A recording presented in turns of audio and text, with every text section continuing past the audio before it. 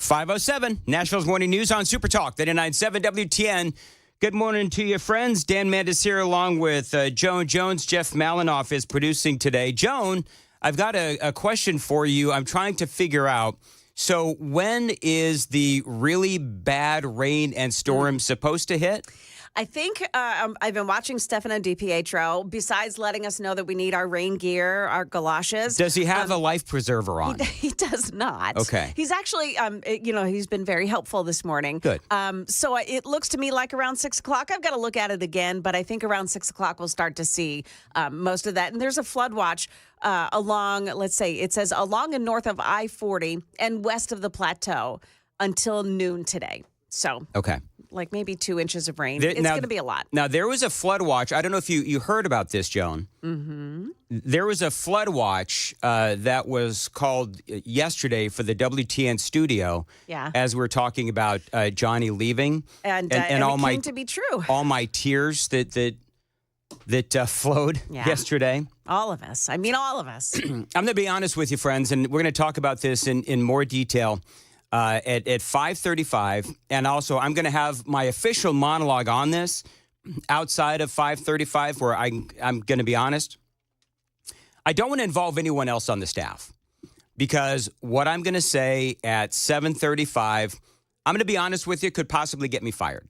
But I've got to have my piece, and I've got to have my say on this, because I wasn't able to do it yesterday. Because I was, quite frankly, speechless and upset. And I'm looking at my friend who had lost his job, a guy that I'd known for many years and worked with for 3 directly. And so I'm going to have my official say at 7:35. So listen for that. And we're going to talk about that a little bit at 5:35. And if you're just hearing for the first time that yesterday was Johnny's last day, we will encapsulate what happened yesterday. At 8:35 here on Super Talk 99.7 WTN, because it was, I'm going to be honest with you, I'm a little embarrassed at my behavior yesterday because I was very emotional. I don't know if I've covered 9/11. I've had all kinds of things that I've covered, horrible things that have happened in my career. I have never been that emotional on the air as I was yesterday. I surprised myself. And so we'll hopefully that broadcast yesterday ends up in the trash heap of bad broadcasting history. But I will have a less emotional reaction to it coming up at 7:35. And we'll also recap the amazing thing that happened yesterday at 5:35 here on Nashville's Morning News on Super Talk 99.7 WTN. Also, just so you folks know, I'm taking from my own mental health. I feel like a Democrat. For my own mental health, I'm taking a step away from Facebook because people are attacking me for Johnny's departure and for the love of all that is holy. I don't know why I'm being attacked. I'm not the PD, haven't been for months now. And I will tell you that I am, to be perfectly candid, shocked I am sitting here today because of what I said yesterday off the air. Actually, it was the day before yesterday. When they told me, after they had already spoken to Johnny, they told me what they had done. And the absolute lashing that they got from yours truly. And to their credit, I believe they probably could have fired me on the spot. They didn't. And also to their credit, it doesn't absolve with what has happened, but also to their credit, they allowed Johnny to say goodbye. And they're allowing us as hosts to also have our say and give our opinions on what has happened. So all of that to say, if it helps you, friends, if it helps you to come after me and say really nasty things about me on my Facebook page, you go right on ahead. If that's what you need to do to cope, I'm here for it. And I'm here for you because I've been here for a long time. And what I'm striving to do, as I always have, is match the level of class of Johnny B. Because the company allowed him to say goodbye yesterday. And the level of class that he showed was incredible. And so that's what I hope to do today. It is 5:11 on Nashville's Morning News. On Super Talk 99.7 WTN, the drone drama does continue. The chairman of the House Foreign Affairs Committee, guy by the name of Michael McCall, heard what Alejandro Mayorkas and John Kirby have been saying, that most of these drones, by the way, there were more yesterday, that most, if not all, of these drones are commercial and not adversarial. Mike McCall. Now, remember who he is. He is the chairman of the House Foreign Affairs Committee. And he said, yeah, I'm not buying it. Yeah, we want answers. But the response that I'm getting is that we don't know whose drones these are. I was with the NASA administrator, Bill Nelson. He said that these drones have been reported over military sites, military bases. Right. I would not think those are friendly. I would think those are adversarial. In fact, NASA seems to be picking up more than our military is with respect to the drones. So you have McCall saying that China is behind, not all of the drones, obviously, but certainly the ones flying over our military bases. And it doesn't take a rocket scientist or a brain surgeon to figure that out.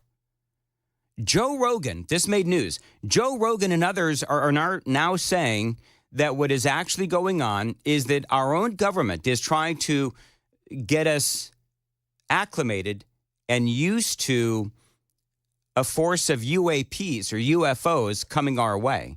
He's actually saying, and there's a lot of other people that are really smart and quite frankly a lot smarter than me that are saying that that's what this is all about, that the government is trying to get us acclimated to seeing a bunch of things flying in the sky.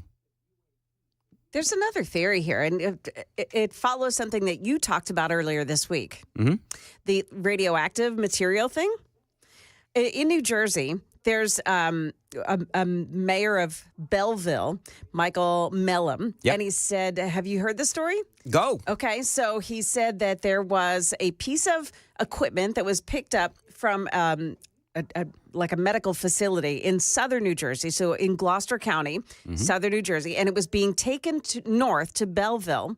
And when it got to Belleville, the container that it was in was damaged and it was empty. Yep. Now, this piece of material that it picked up, this container that it picked up, was something that they use in PET scans. So you know those as the full body scans. Yep. And it contained a bit of radiation, a radioactive material. And they say that that could be used by nefarious others for something. I don't know what. Right. But of course, the nuclear regulatory authorities are saying, yeah, that's not true. Mm-hmm. Well, then why would the mayor of because you're right, I know the story. It's part of my presentation. Okay. Why would the mayor of Bellevue, why would he then bring it up? And why wouldn't they talk about this in more detail? The problem here, Joan, is that, and I've said this over and over again, the government has done nothing to gain our trust. Yeah. So I don't know about you, but I have suspicions, and I'm at the point where I look at these things, and whatever the government says, I think it's the exact opposite. I believe the opposite, absolutely. It's exactly right. 5:15, by the way, did you hear what Biden said yesterday about all this? No, I heard him talking about other things, and I just, I need the duct tape for my head again. Well, we need duct tape for his mouth, but we're gonna play some audio from Joe Biden coming up and what he says about these drones. It's all straight ahead. 5:16. Time to check the roads on WTN.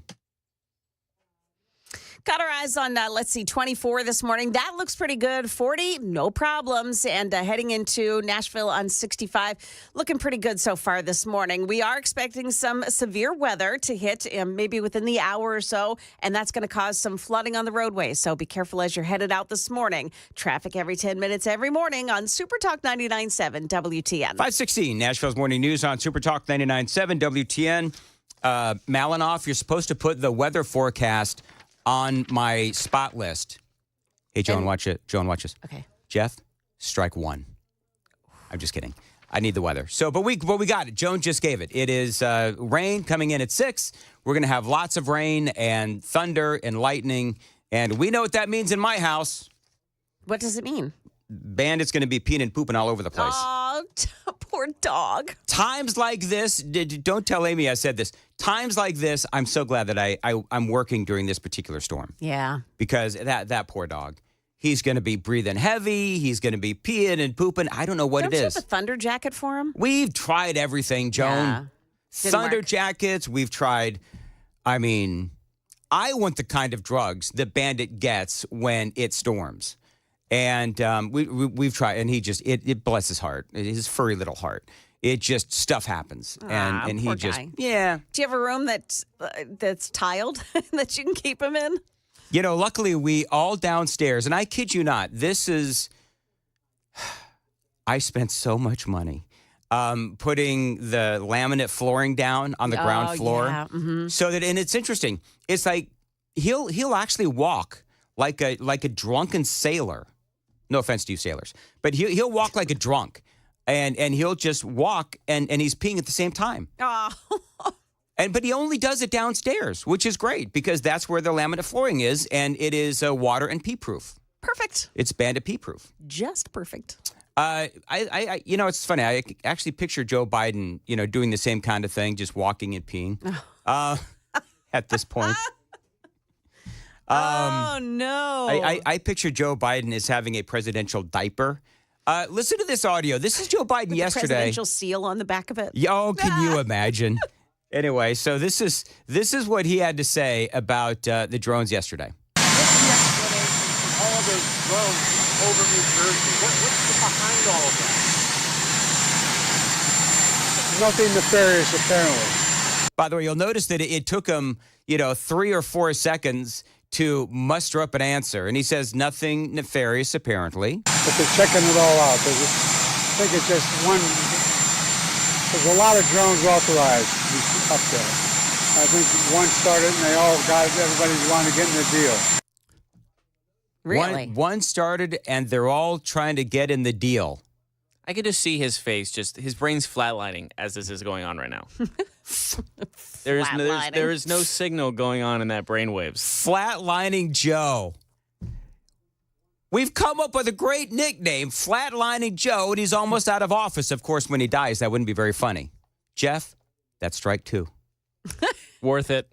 You know what and certainly worth it. We'll see, Jeff. We'll see.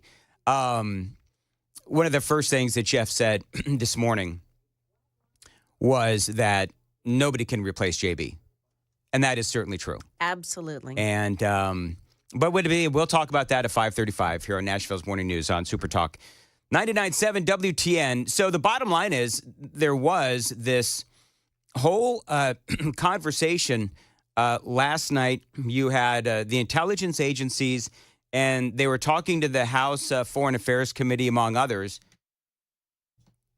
And basically they're saying the same thing that Mayorkas and a lot of these other folks have been saying, like Joe Biden. Well, there's nothing nefarious here. And that's what they keep saying. But here's the problem, is that just like me, nobody's really believing this. Here's more from Mike McCall. Congress is going to pursue this. I know the House Intelligence Committee is having a hearing on this. We need to identify who is behind these drones. My judgment, based on my experience, is that those that are over our military sites are adversarial and most likely are coming from the People's Republic of China. Well, listen, he is absolutely right. Mike McCall, he is absolutely right about that. That's number one. And number two, you know what China's been doing, right? I mean, you know that people aren't just coming out with, well, this must be China for no random reason. No, there's a reason why people are talking about China. We're going to get into that coming up right before the news here on Super Talk 99.7 WTN. It is 5:21. Joan has the news at 5:30. Joan, what's coming up? Well, with storms on the way, one Nashville neighborhood is bracing for flooding. They say it floods during minor rainstorms. Also, the charges against the accused Manhattan CEO killer may be hard for him to fend off. Those stories are coming up at 5:30 on Super Talk 99.7 WTN.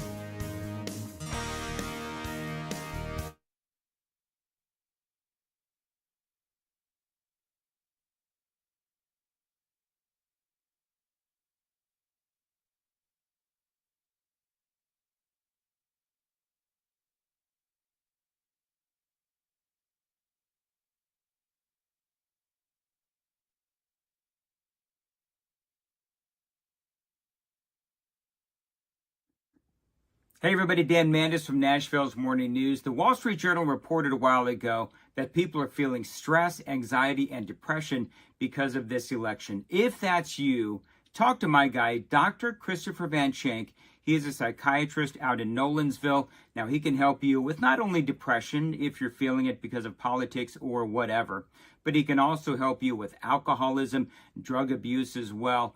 Go to his website, nolensvillepsychiatry.com. He's got a long list of conditions that he can help you with, either in person or at telehealth.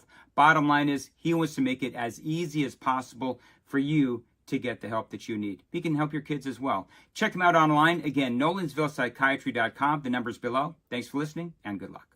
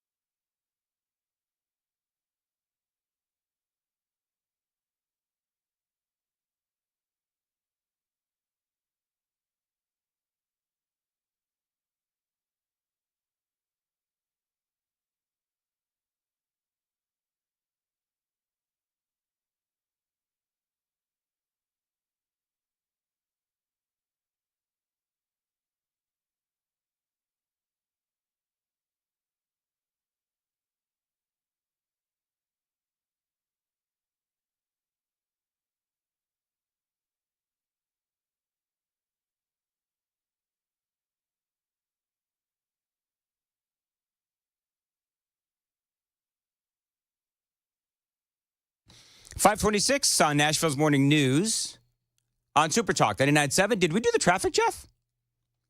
Yes. We did the traffic at 25? At 20. At 5:20? Oh, we don't do that. Yeah. God's sakes. Wow, that was like 6 months ago. You know what?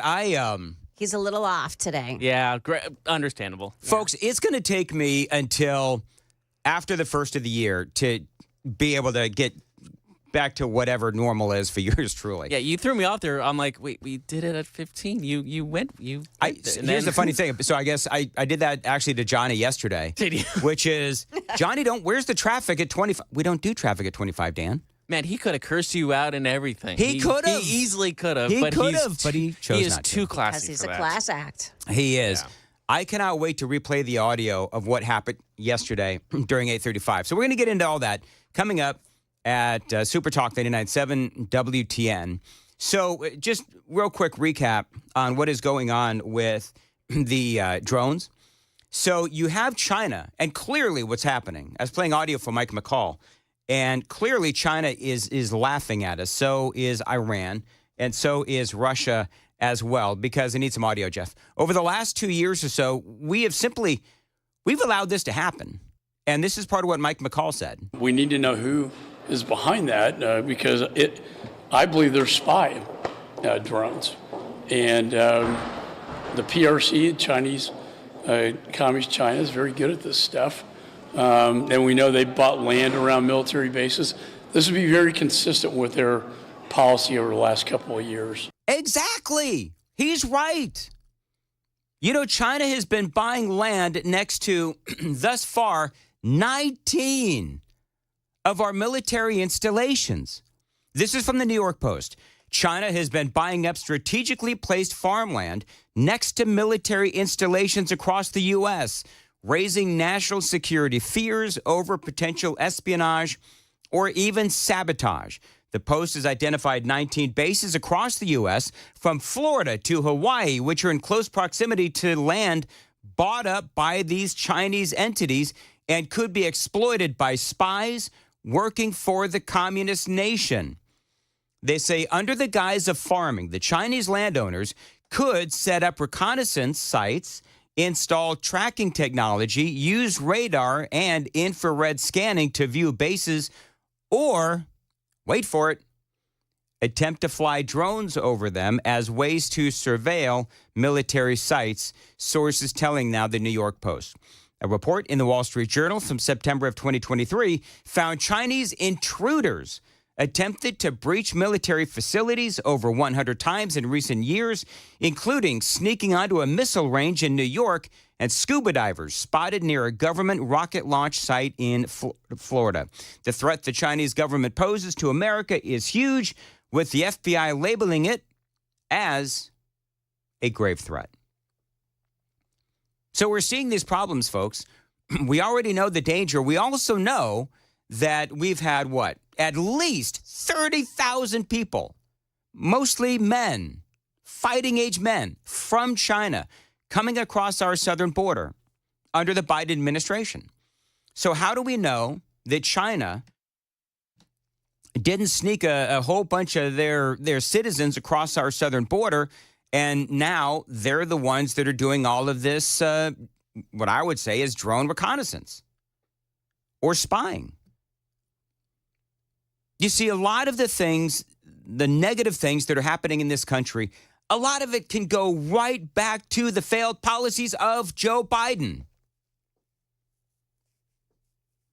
And that's why the American people voted against him and his entire party. It is 5:30 on WTN.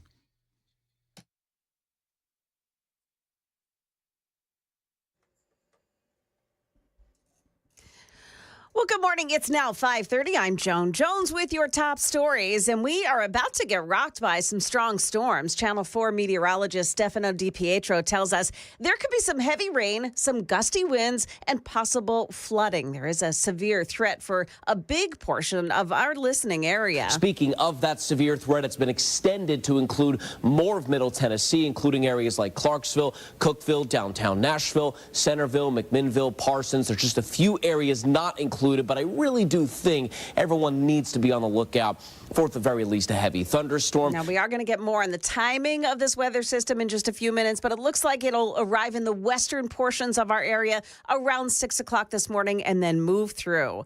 Well, these pending storms are not welcome news for some residents in Inglewood.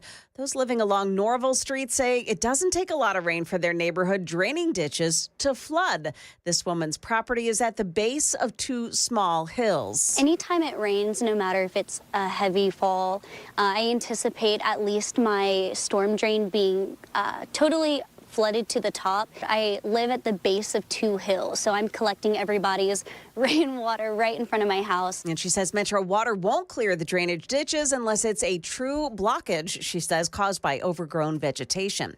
At least 4 families had to evacuate their homes overnight because of an apartment fire in Donaldson. This fire started just after midnight on Timber Valley Drive in a lower-level apartment. One man had to be rescued and taken to a hospital. And criminal charges filed in New York against Luigi Mangione, the man accused of killing United Healthcare CEO Brian Thompson last month. Mangione was arrested at a McDonald's in Pennsylvania earlier this month, ending a 5-day manhunt. He allegedly waited nearly 1 hour outside a hotel in New York where United Health was holding its investor conference. He's now charged with first-degree murder as an act of terrorism. Prosecutors say the charge reflects a belief that Mangione killed Thompson to evoke terror. That's ABC's Andrew Dimbert reporting. That's the latest news. We've got traffic and weather next. I'm Joan Jones, WTN News. Thank you, Joan. 532, Dan Manids here. I want to tell you about a Nashville institution, Nashville Tent and Awning. It's a trusted name since 1884. Now, they've worked with the top companies in Nashville, but they do so much more than tents and awnings. How about a permanent or rental enclosure for your patio? With the winter months already here, an enclosure is the perfect way to extend your outdoor living space and keep cozy while enjoying your backyard. This is a great company. If you have a private event or maybe a wedding coming up and you need a fancy tent of any size, they can make it look spectacular. Think about what you have in store for 2025. Got anything happening? Got anything happening at your work? Maybe in a private space, again, maybe your backyard, maybe a wedding, maybe a birthday party, whatever. They can make it look incredible with Nashville Tent and Awning. They can also, by the way, do industrial events, and they have worked with the Titans and Vanderbilt and the Grand Ole Opry, to name just a few. What can they help you with? Nashville Tent and Awning, whether it is a tent or an enclosure for an on-site event or your home. Amazing awnings for anywhere and any place. Check out Nashville Tent and Awning, their website, NTACO. It's like N-Taco, NTACO.com, 615-329-3701. If you've got an event coming up, they can help you, or something more permanent as well. Solid craftsmanship built to last since 1884, Nashville Tent and Awning. The guaranteed offer is the easiest way to sell your home. It's really simple. We bring you an all-cash offer. You close in as little as 21 days. No home inspections, no lockboxes, no open houses. Go to markspain.com to get a guaranteed offer and start packing.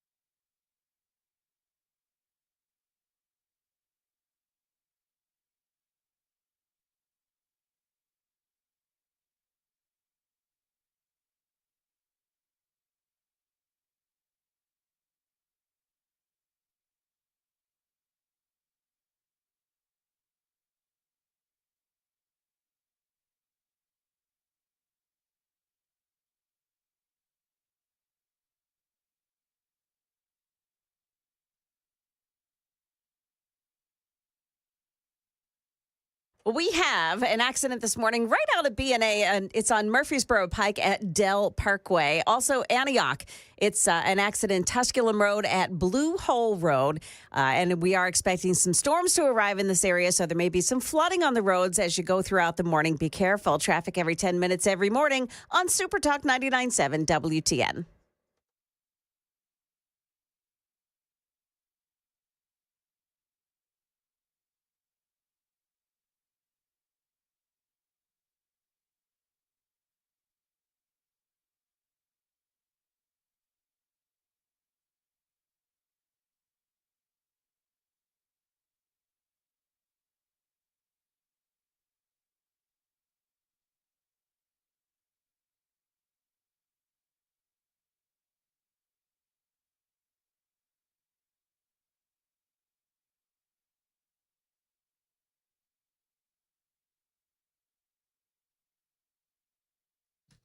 .538 Nashville's Morning News on Super Talk 99.7 WTN. Good morning to your friends. Dan Manids here along with Joan Jones, Jeff Malinoff as well. So, Joan, this is the kind of feedback I'm getting this morning. You ready? I'm ready. I've been reading the super text line, but go ahead. I'm not even on that. Oh. I'm not even...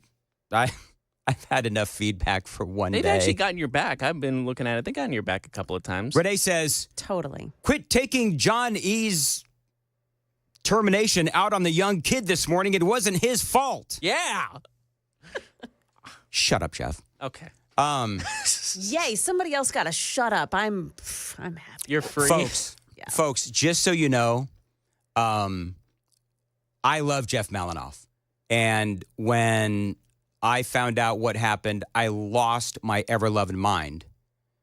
And then I demanded Jeff Malinoff on this show. Is that true? It is true. Oh, wow. It is true, Jeff. I think you have a lot to offer. And I think you're really good at what you do. And you're really smart. Nobody can replace Johnny B. And I don't want to. No, you. Yeah. Right. It is just impossible. But any chiding that I give to Jeff, including a joke that I made yesterday, Joan, on Jeff, there was an email that went out about how Jeff was going to be working the morning show. Yeah. Oh. And were you on that email, Joan? Yeah. And it said Jeff Malinoff is going to be the interim producer. And then I responded to Jeff and some of the local people here, and I said, Jeff, don't forget that word, interim. Yes. And see, nobody thought that was funny. It's I woke up thinking, Well, granted, this was at like 5 o'clock, and I just found out I was coming in, so I'm like, I got to go to bed. I have to get up at 3 a.m. so I need my good 12 hours. So I thought it was funny, and clearly I was the only one. Anyway, if I had a cricket button, I would have sent that to you, but I didn't, unfortunately. cricket sound effects. Oh, trust me, You'll find it. You'll get get it's there. You'll get used to hearing those crickets around here, Jeff, with me. Yeah, and I will say, like, Johnny was the first one I actually interacted with when I first started here. Yeah. When I walked in my first day, he was there, and he was nothing but good to me. And I texted him afterwards saying how much I loved him, and I think he wouldn't mind me reading the text he sent me. You don't think you mind? Go ahead. Yeah, he just said, Jeff, you are a great guy, and you will rule the airwaves one day soon. So happy our paths cross. You will always be my friend. There you go. And that is something I will cherish on that phone forever, because Johnny is that kind of guy. I love that man dearly. Anytime I saw him, I was always in a good mood because he was around. So absolutely. I'm going to miss him here dearly, and I'm so happy I still have his phone. And he lives close by where my parents are, so hopefully maybe one day I'll see him soon, and I get more of his wife's she makes her pickles, because my family still loves those things. There you go. Well, yesterday we did say goodbye to Johnny B. And it happened day before yesterday. They gave Johnny the ability to say goodbye yesterday. I will have my official talk show host monologue at 7:35. I don't want Jeff or Joan involved in that at all, because quite frankly, I'm probably going to say things that are going to get me in trouble, maybe even fired. I don't know. But I've got to have my say. I do, because I certainly wasn't in on this, and I don't approve of it either. So I'm going to have my official say at 7:35. But yesterday when we were saying goodbye to Johnny, number one, I cried like a baby. I was literally ugly crying, and I'm embarrassed. I'm embarrassed about the quality of the entire show yesterday because I knew throughout the show that we had to do what we had to do at 8:35. So putting all that aside, Susan Valentine called. Now, we're in the middle of all of this, and I notice my phone is ringing. It's like, who the hell is calling me during, everybody at 5 to 9 for years. Everybody knows when I'm on the radio. It's Susan Valentine. And so if you look at the video from yesterday, I'm trying to coordinate her calling in, and she did. We got her to call back on the number and the whole thing. This is what Susan Valentine, of course, Phil Valentine's widow, had to say as she called in yesterday about Johnny B. And a very special person wants to say hello to you, Johnny. It's wow. Susan Valentine. Oh, wow. Susan, how are you, dear? I am picturing everybody in their underwear, but I'm still crying, so that didn't work so well. I'm very emotional about this, so bear with me. The person that Johnny B is to my family, but the person he was to Phil, he was his partner and he was his friend, and the Phil Valentine show was the two of them. And it never, ever would have enjoyed the success that it enjoyed without Johnny. And Phil knew that. He knew that. And his humor and his wit and his intelligence made that show work and made it successful. And I just am hoping for good things for him. And I'm forever grateful from the bottom of my heart for who he is and was to Phil, and who he is to my family and listeners around the country. Phil thought there was no one more talented than Johnny, and I think everybody who knows him and listens and works with him would agree. He's just an enormous talent, but more than that, he's just an incredible human being, and he has been so wonderful to my family. But it's who he was to Phil that is on my heart today. He is directly responsible. He's as responsible as Phil was for the success of that show. And Phil knew it, and I knew it, and I will never, ever forget that. And I remain so grateful. Susan, I thank you so much for calling. This was not on my bingo card today. You calling in, and I know that I echo, as a guy that's worked with JB for 10 years and on this show for 3, and this show would not have been as successful as it has been without Johnny. And I think that that's why this is so incredibly difficult for me. It's difficult for you because Johnny, he's not just a coworker, he's a friend. No, yes. So can I ask how are you doing, and how are the boys doing, if I may? We are okay. Phil was the heart and soul of our family, and he loved us without condition. And we're not particularly impressive people, but I don't think he knew that. He thought we were the grandest people, and we felt that. I would disagree with that, but okay. But I think we're okay. I'd like to. I mean, this is about John and not about Phil today, but I do thank Phil's listeners. They have been so kind and so good to us, and continue, years later to care about us. I know many in the audience have certainly never heard me speak before, and I'm sure everybody's out there going, gosh, how is this woman not on the radio? I mean, she has an undetectable accent. She could be from New York, the Midwest. We don't know where this woman's from. How is she not on the radio? But that aside, I think we're better. I know for listeners, the loss of Phil and now Johnny B not being on WTN, it's an enormous hole, and it's a hole in our lives that is gaping. It's gaping, and we just try to continue to go forward and like I said, make him proud. But he was proud of us for just being. So that's probably not a particularly tall task. He was proud of us for just being. So, but we miss him. I told him every day that he was the cutest kid in town. And those of you who know him would say, I was the cutest kid in town. She's right. But anyway, good luck to everybody. Good luck to Johnny, and I love you. I love you, Johnny. You know I do. I love you, and I just wish you well.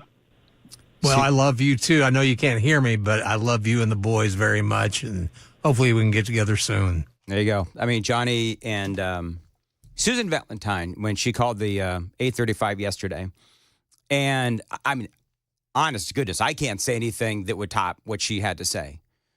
Just an amazing moment when she called. And it's crazy, too, because, like, she said that she was listening. I didn't know she listened. So that in and of itself, I've had several great honors over the past many years. Number one, working with Johnny B. Number two, working, of course, with Phil Valentine. Number three, Susan Valentine actually listens to this show. So very surprising. And the fact that she called and she was so gracious and so kind and absolutely spoke the truth about Johnny is something, quite frankly, Joan, that I'm never going to forget.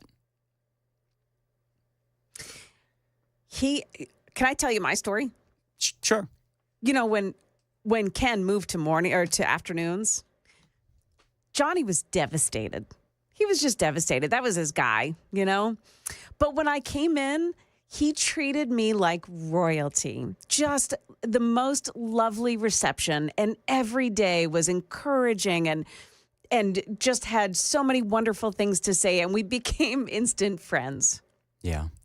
One of the things that Johnny, when I started this show 3 years ago, I know you'll all be shocked to hear this, but I'm not always the most confident individual.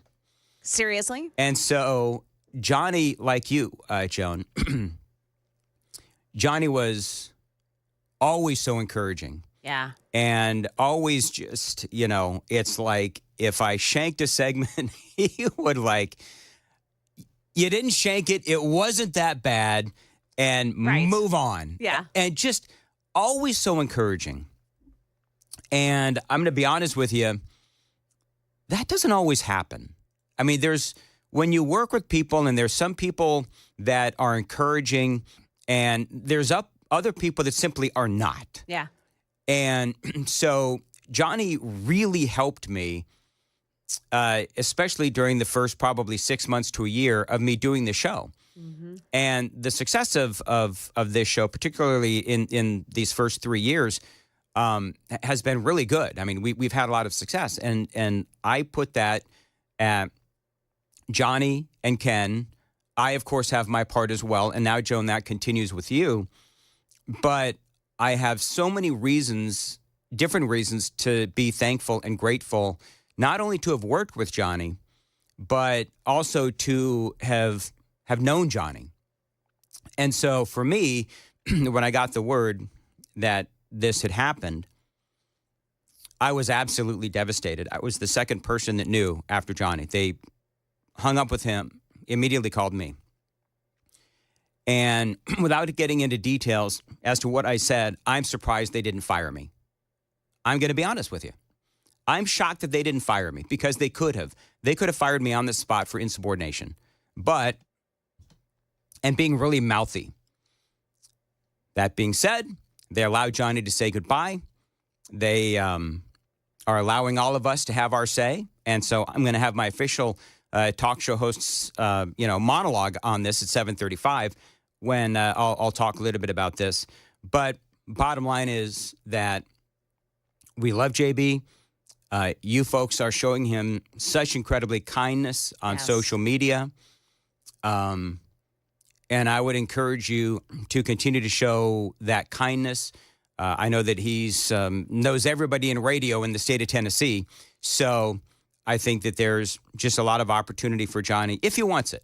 I mean, maybe he just wants to hang out and not do anything. I have no idea. I bet he's enjoying sleeping right now, just not getting up this early.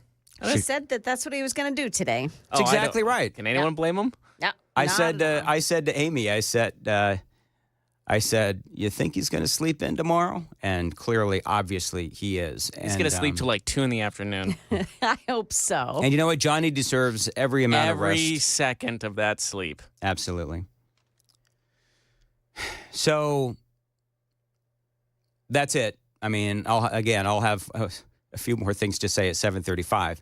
But other than that, he remains a friend to all of us. And I genuinely hope that they have him back to guest host.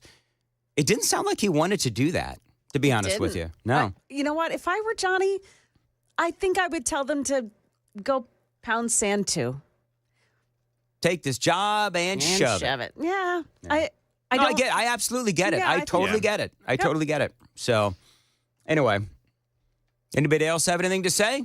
I did get a call about it after I heard the news, and they let me have, like, you can let it out if you wanted to. And I was still stunned.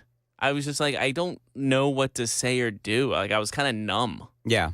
So yeah, I think you spoke for all of us in a sense of letting out the frustration because, just it's like I remember just lying in bed and seeing the text. And I'm like, what's going on? Like I was still like it was a complete confusion. Yeah. And now it just like kind of settles in. It still stings because again, like I said, he was the first person I interacted with, and he's still someone that I can trust with so much in life, like life lessons he's given me. So I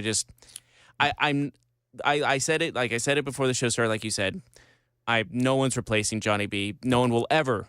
Those shoes will never be filled again. Yeah. That will never happen. And I don't want to even try. So that's not, if anyone's thinking that I'm the new guy, that's not the case in the slightest. You said interim. It's interim for a reason. So should we tell, Joan, should we tell young Jeff Malinoff that he's actually on triple, quadruple probation? Well, I had to be, so he has to be too. Triple, quadruple, secret, not so secret probation. Yeah. You've got to earn that interim being taken off, Jeff Malinoff. That's like the 4th time I've gotten this quadruple and P.S., suspension. My coffee's late, buddy. Oh, Starbucks didn't open in time. Blame them. Oh, wait, you don't like Starbucks. You're like very particular with your coffee. Now, listen. I got to go find it. I forgot where it was. There's no truth, Joan, and I resent you putting this rumor forward. Jeff, rest assured that I will not be asking for foot massages. Slippery Elm's another thing. Slippery Elm might be a completely different thing. But no, I know I like pedicures, but I don't need Malinoff coming after my feet. All right, it's enough of that. 5:54. Let's see here. Joan Jones is coming up with the news. Hey, Joan. Yeah, got to watch the skies today. We've got this storm system pressing down on us. It's arriving in this area now. We'll have details in a moment. Also, social media posts show that the Madison, Wisconsin school shooter idolized another killer. Those stories coming up at 6 o'clock on Super Talk 99.7 WTN.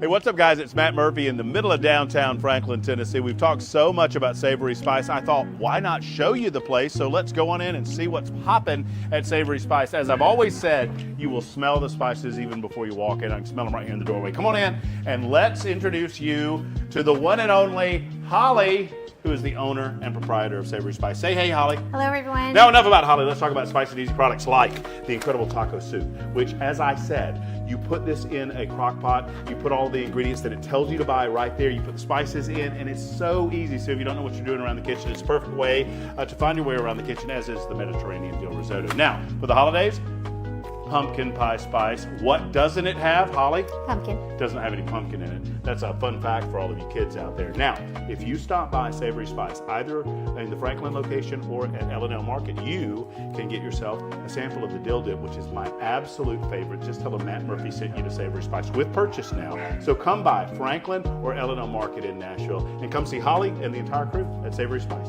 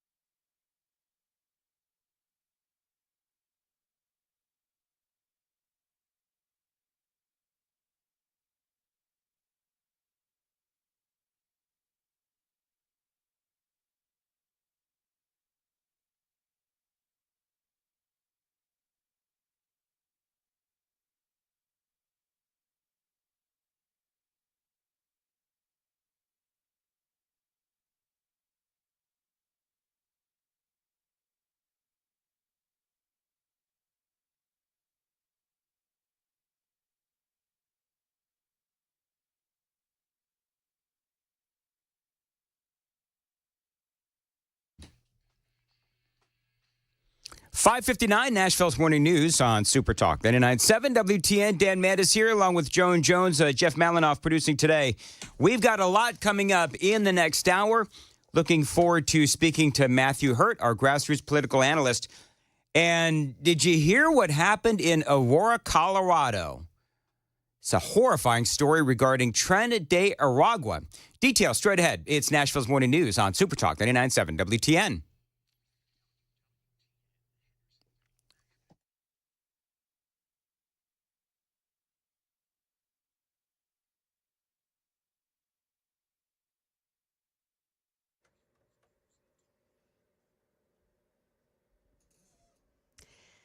Six o'clock now, and I'm Joan Jones with your top stories. Well, we've got some severe storms about to move into the Nashville area from the west now. Channel 4's Stefano Di Pietro is saying it's everything you'd expect from a December storm. By far the biggest threat is going to be heavier rainfall, ponding on roadways, and maybe flooding in poor drainage areas. That severe threat now includes more of Middle Tennessee. It's still a low-end threat, but I want you to keep an eye out for any thunderstorm with a gusty wind. Can't even say completely no to an isolated tornado. Clarksville and Oak Grove, you're seeing some heavy rain, high winds, and lots of lightning right now.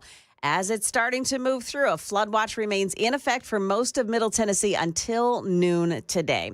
Well, there's some new information about the 15-year-old girl who shot up her Christian school this week in Madison, Wisconsin, killing a teacher and a fellow student and critically wounding two others. The New York Post is reporting Samantha Rupnow, that's her name. She was obsessed with the Columbine high school killers, and in particular, Dylan Klebold. In newly uncovered online photos, Rupnow is seen wearing a T-shirt from a German rock band, the same band that Klebold loved. He also wore that band's T-shirts. And just before she opened fire, Rupnow posted a photo of a person flashing the OK sign with their hand, which is, the Anti-Defamation League says, that's a gesture linked to other school shooters. Now, officials in Madison, Wisconsin are still working on a definitive motive. Ukraine taking credit for a bombing that killed a Russian general. An audacious attack, killing a top Russian general in the heart of Moscow. The forces of the remotely detonated blast blowing out windows, damaging the brick facade. Russia calling the attack terrorism. Kirillov, the highest-ranking military officer to be assassinated in Russia since the war began, killed just miles from the Kremlin. He was in charge of Russia's biological, chemical, and nuclear protection forces. That's ABC's Ian Pannell. The bomb was hidden in the handlebars of a scooter outside that general's apartment building. That's the latest news. We've got traffic and weather next. I'm Joan Jones, WTN News.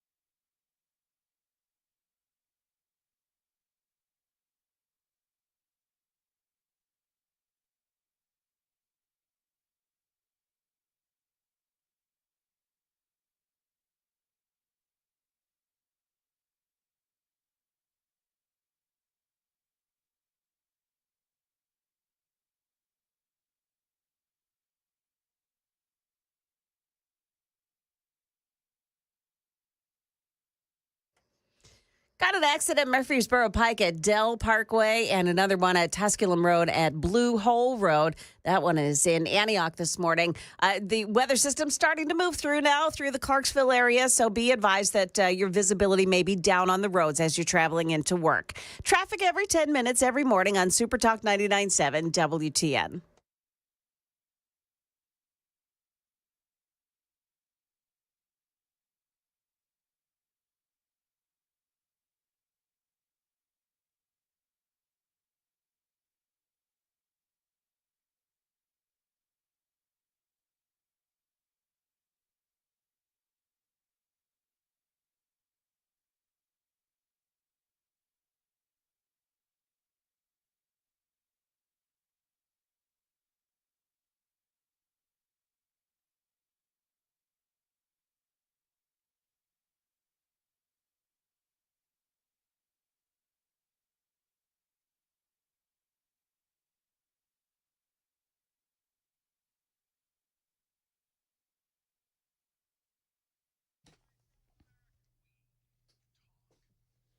.606 Nashville's Morning News on Super Talk 99.7 WTN. Good morning to you, friends. Eye on the sky. Weather is starting to come in.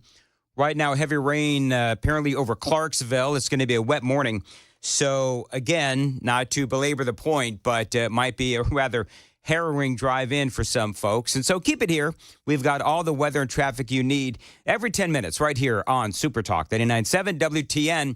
Tren de Aragua has struck again in big-time fashion. Now, remember the apartment complex in Aurora, Colorado that Joe Biden and the Democrats and the media swore, it's not been taken over by this notorious Venezuelan gang that Joe Biden allowed across the border.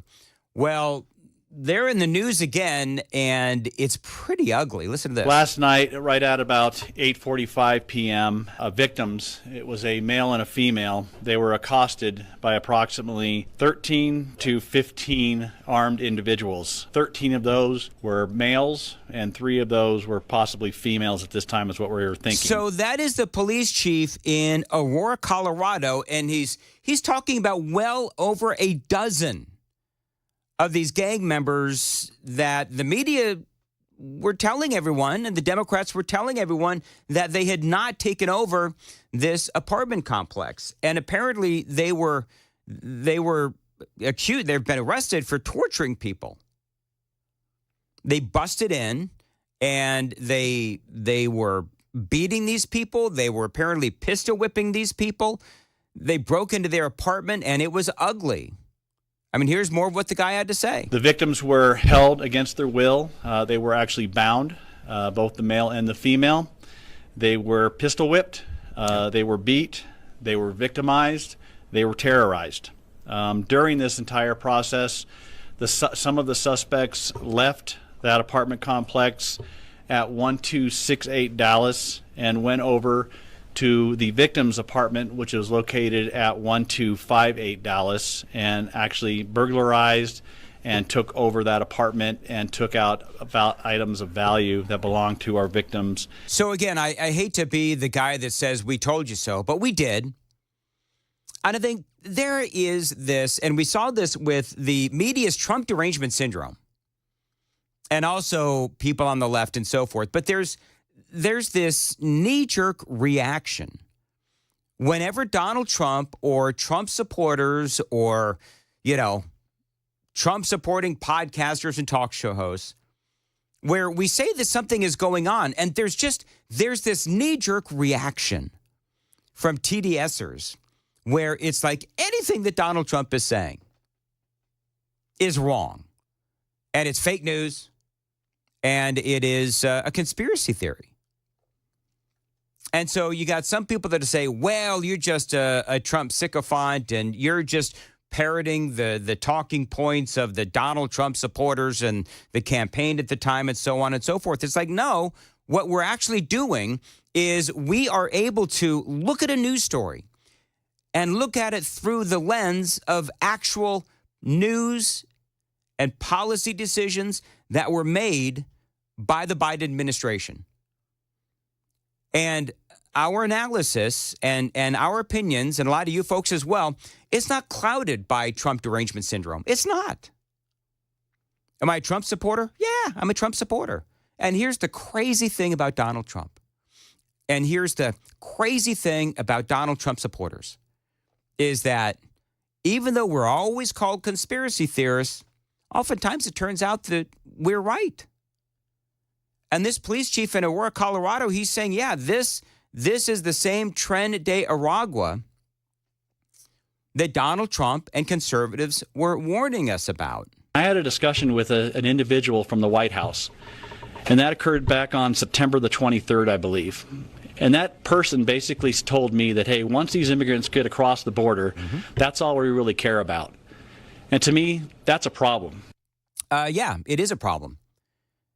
Because for the Biden administration, as you know, they wanted to have all of these people, the Democrats, they wanted all these people to come in. And this is well-worn territory, so please humor me for the next 10 seconds. They wanted more representation in Democrat-run cities and states, and so they wanted all of these illegal aliens to come in. They're counted in the census, and then they get more representation in the House of Representatives. Also, they want to make these folks all legal, give them amnesty so that they can all vote Democrat. I mean, that's obvious. I was watching this piece, and they sell, and Biden and Kamala Harris sold out you, the American people. I was watching this piece, though, from Fox News Digital, and it was an interview with a former military guy in Venezuela. He lives here now, but he fled Venezuela. And you know what he said about Tren de Aragua? Is that it's not so much as a gang as it is an organized crime syndicate sponsored by the president of Venezuela, Nicolas Maduro. Because what he did was he went into the prisons and he trained. He started training the prisoners, the young prisoners, to do his bidding. Because remember, that's where they came from. Tren de Aragua came out of the prisons in Venezuela. That's why when Donald Trump always says, they emptied the prisons, they emptied the prisons. That's what he's talking about. They emptied the prisons.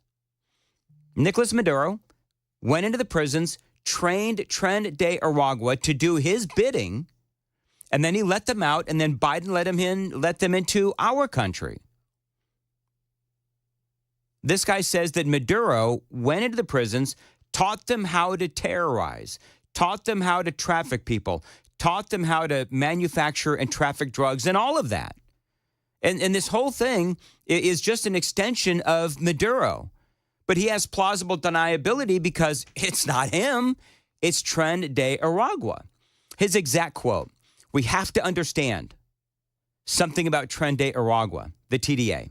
It is a state-sponsored Maduro regime organization," he said. "The real boss of the Tren de Aragua is in Caracas, Venezuela. It is the Maduro regime because they created TDA. They used the TDA to blackmail and run it as a crime syndicate, organized crime syndicate." Now, I love this story. Do you know that Joe Biden is basically threatening to sanction the ability of Maduro in Venezuela to sell oil because they say he stole the recent election there in Venezuela? What's amazing is, of course, that's fine. If Biden wants to go after Maduro, that's fine. But what's amazing is that he's not going after Maduro or Venezuela because they opened up their prisons and sent all of their bad guys over his open border. No, that's not what it is. It's because Maduro apparently stole the election there in Venezuela. So with all of this in mind, of course, Tren de Aragua torturing people in Aurora, Colorado, in that very same apartment complex that many in the media were saying, this isn't happening. Well, it actually is, and people are now being tortured. Their apartments being stolen, the goods inside those apartments being stolen. Because that's what it sounds like, is that they wanted to take over that particular apartment and stole their stuff. But it really brings up that story that we've been talking about over the last week or so, where Joe Biden is selling the border wall materials for pennies on the dollar. Now, I've got more details on that. There's been a big update on that story this morning, so stay close. It is 6:15. Time to check the roads on WTN.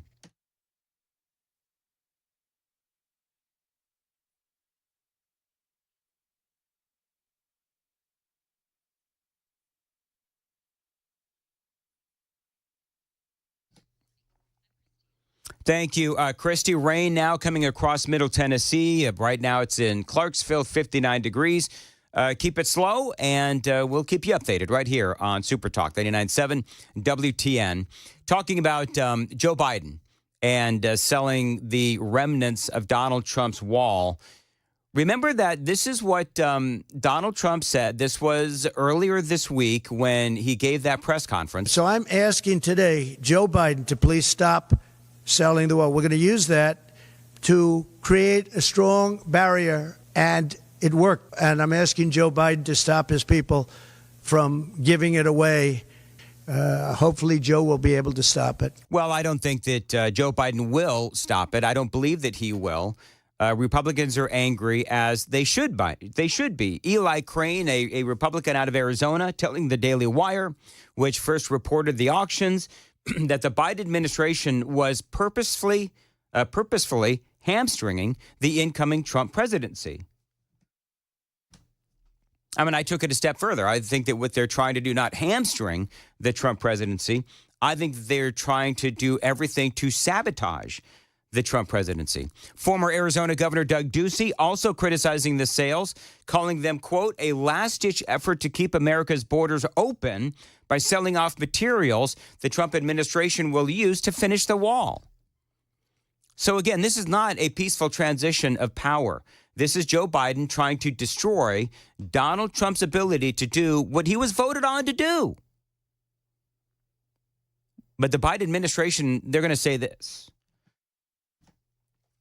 they're going to say, well, they're just following the law. Headline: here is why Joe Biden is selling the border wall materials, and explains their justification. The answer is found in the National Defense Authorization Act, a law passed by Congress in the 2024 fiscal year. And here's what they say. Section 2890 of the National Defense Authorization Act, introduced by Republican lawmakers in the House, requires the Department of Defense to develop a plan to use, transfer, or donate all covered materials purchased for border barrier construction between fiscal years 2017 and 2022. The law mandated that the Department of Defense submit a plan to use, transfer, or donate to states on the southern border of the United States all covered materials within 75 days of the National Defense Authorization Act's enactment, and begin executing it 100 days later. But the devil is in the details. After fulfilling requests from U.S. Customs and Border Protection and eligible border states, transferring nearly 60% of the materials, they say, the Department of Defense sold the remaining 40% through what they say is a competitive sales contract. Now, here's what Donald Trump again said this week. We ordered an additional 200 miles of wall. It's very expensive. And now it's about double the price of what it would have been 6 years ago. And the administration is trying to sell it for 5 cents on the dollar, knowing that we're getting ready to put it up. And what they're doing is really an act. It's almost a criminal act. Yeah, I mean, that's what really got my attention, is that Donald Trump saying, heading in, that this is almost a criminal act. The Biden administration says this: the material currently being sold through GovPlanet online auctions, that's the wall, no longer belongs to the U.S. government, and the DOD, Department of Defense, has no legal authority to recall the material or stop further resale of material it no longer owns, they say. So Texas has been saying all along, see, I guess it's who do you believe? Because Texas, and I played you the audio, and their Lieutenant Governor, Dan Patrick, they've been saying all along that they wanted the materials. So why didn't they get all of the materials? Because in the wording of the Defense Authorization Act, the National Defense Authorization Act, they said that all these covered materials needed to be transferred or donated or sold. So you would think that if the Biden administration was trying to help execute what the American people voted on in November, they would just make sure that all of that stuff goes to Texas. And so again, it's always going to go back to the same thing. And that same thing is this. Who do you believe? Do you believe the Biden administration? Do you believe the media? Do you believe Dan Patrick, the Lieutenant Governor of Texas? Do you believe the Daily Wire? So I'm giving you both sides of the story. I believe that what the administration is doing is they are purposely trying to get rid of all of this material because, as Donald Trump said, as they're doing this, they're making their job 1,000 times harder, the incoming administration making their job 1,000 times harder, because now they're not going to have the materials that they so desperately need to very simply get right back on track. It is 6:20 on Nashville's Morning News on Super Talk 99.7 WTN. Joan Jones has the news coming up at 6:30. By the way, coming up before the news, the media remains aghast that Donald Trump is going after the woman, Ann Seltzer, who did that Iowa poll. Wait till you hear this. It is all straight ahead right before the news, but Joan Jones has the news at 6:30. Joan, what's coming up? Well, we're going to be talking about those storms that are moving through our area this morning, bringing some heavy downpours, lots of lightning, and maybe a little bit of flooding, too. We'll get you updated in just a couple of minutes here on Super Talk 99.7 WTN. Thank you, Joan. It's 6:21. Dan Manids here for my friends at Zero Res. Eternally grateful to these folks, because they keep my carpets insanely clean and safe for Riker and now my grandson as well. Now, we were joking earlier. It is no laughing matter. Here comes the rain. Here comes the lightning. Here comes the thunder, I'm sure, as well. And my dog Bandit, who we love very much, it has a negative impact on him. It makes him all nervous, and he loses control, and he makes a mess everywhere. Thank the Lord for Zero Res, because I have a very strong feeling and suspicion that we'll be calling them here in the next 24 hours. Now, you know the Zero Res difference, right? They clean my carpets. Powered water. No soap, no residue, no harsh chemicals. That means pure safety for your family and pets. They come in, they're always on time, they get the job done, and you, my friends, are going to be a satisfied customer. Now, they've got a great deal going on right now heading into the holidays. 3 rooms clean for $119. And yes, they're going to throw in a free hallway as well. Again, 3 rooms, $119. A free hallway. Plus, you use promo code FRESH100, you're going to get $100 off of air duct cleaning as well. Restrictions apply. 1-800-0RES. Tell them Dan Manids told you to reach out. 1-800-0RES, zeroresnashville.com.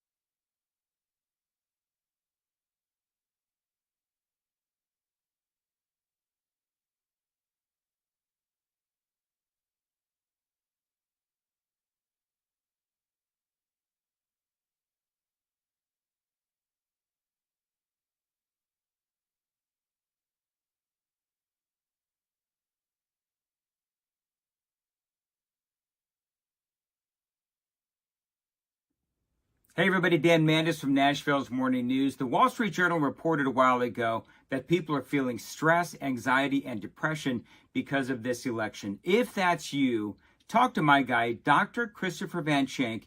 He is a psychiatrist out in Nolensville. Now, he can help you with not only depression, if you're feeling it because of politics or whatever, but he can also help you with alcoholism, drug abuse as well. Go to his website, nolensvillepsychiatry.com. He's got a long list of conditions that he can help you with, either in person or at telehealth. Bottom line is, he wants to make it as easy as possible for you to get the help that you need. He can help your kids as well. Check him out online. Again, nolensvillepsychiatry.com. The number's below. Thanks for listening, and good luck.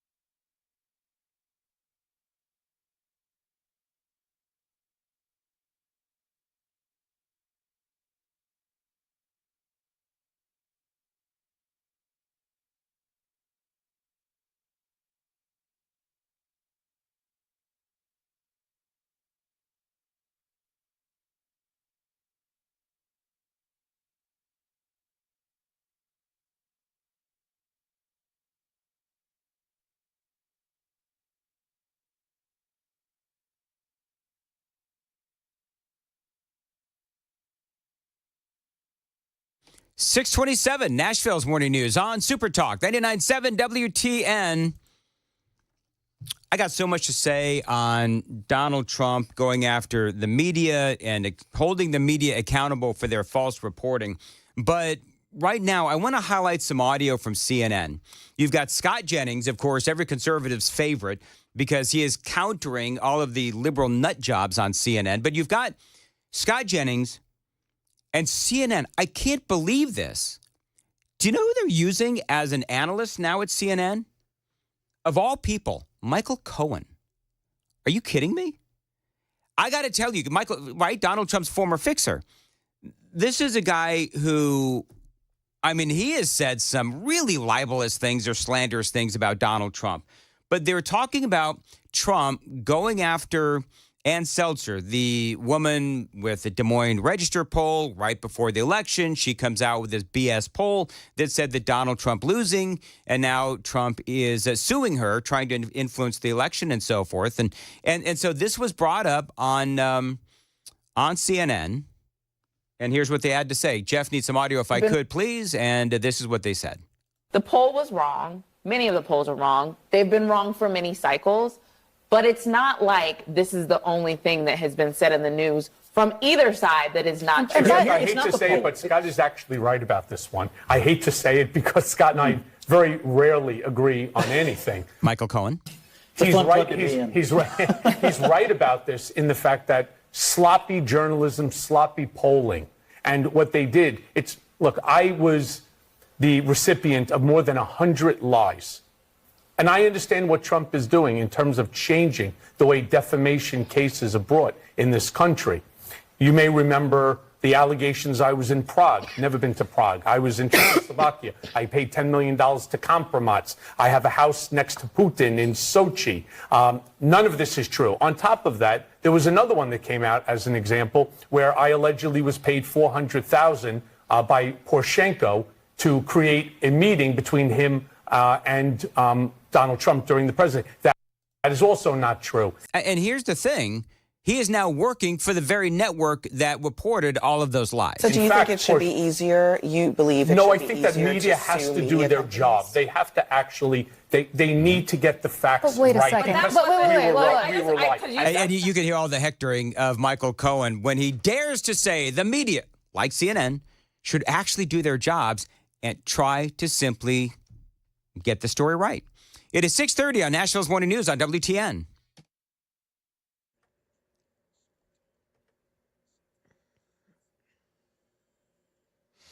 Good morning, 6:30 now, and I'm Joan Jones with the latest news. We're watching some pretty severe weather as it moves into the Nashville area this morning.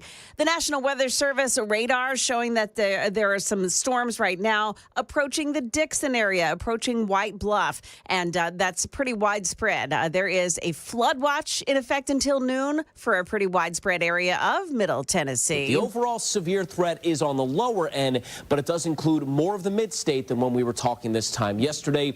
Most of Middle Tennessee, now a 1 out of 5 on that scale. We cannot completely say no to an isolated spin-up tornado or maybe some very, very small hail, but those are lower threats compared to the gusty wind and heavier downpour threat. That's Channel 4's Stefano DiPietro. Now, this could slow down the commute because of water ponding on the roads this morning. Also, the gusts of wind, of course, could blow around those high-profile vehicles. Mayor Freddie O'Connell's capital spending plan has just been approved by Metro Council without opposition. It's a $527 million plan. It includes money for school resource officers for Nashville schools. But money isn't the only thing that those schools need. Here's Channel 4's Joylyn Bukovac. Staffing shortages mean not every school will have their own SRO. Right now, Metro Police, they have 69 officers covering 54 schools. Despite the push to keep kids safe following tragedies like the Covenant school shooting, only 3 Nashville elementary schools have full-time SROs. That's concerning for some parents, especially because schools are having to rely on officers volunteering to work overtime to protect students. Market Numbers now brought to you by Beacon Capital Management, online at beaconcm.com. We're waiting on the Fed's decision today on whether or not to cut interest rates. The Dow futures are plus 132 right now. NASDAQ futures gaining 70, and the S&P 500 index futures, they're up 19 points. That's the latest news. Traffic and weather are next. I'm Joan Jones, WTN News. Thank you, Joan. 632, Dan Manids here, and I've been a Beehive member for years, so I can tell you from personal experience that this is the best HVAC company out there, and certainly in Middle Tennessee. How good are they at Busy Bee HVAC? Well, every month they have new ways to save you money. Now, they've decided to extend that massive deal that they've got going. They've got a limited number of 14 SEER 1 and 1.5 to 3 ton split heat pumps for only $6,995. Now, that is a great deal. They're also offering at Busy Bee a $69 mainline camera inspection to make sure that your drain pipes are cleaned out and in good condition. Merry Christmas from all the friends, all my friends at Busy Bee HVAC and from Busy Bee. They've got all these specials enough to warm your heart this holiday season. They are your Rude Pro partner, Busy Bee Plumbing, Heating, and Cooling. Call them at 615-775-7833. Become a Beehive member like I am. I've been a Beehive member for, I think, over 10 years. And they do great work at Busy Bee. So check them out, 615-775-7833. Tell them Dan told you to reach out, busybeehvac.com.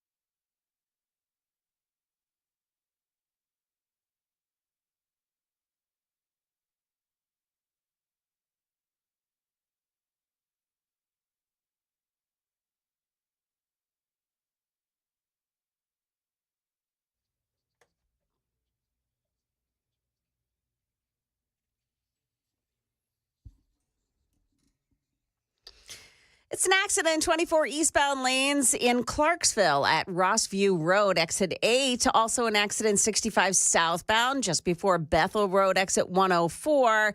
One vehicle involved in that accident. In Murfreesboro Pike at Dill Parkway, an accident as well. That's out by the airport. Traffic every 10 minutes every morning on Super Talk 99.7 WTN.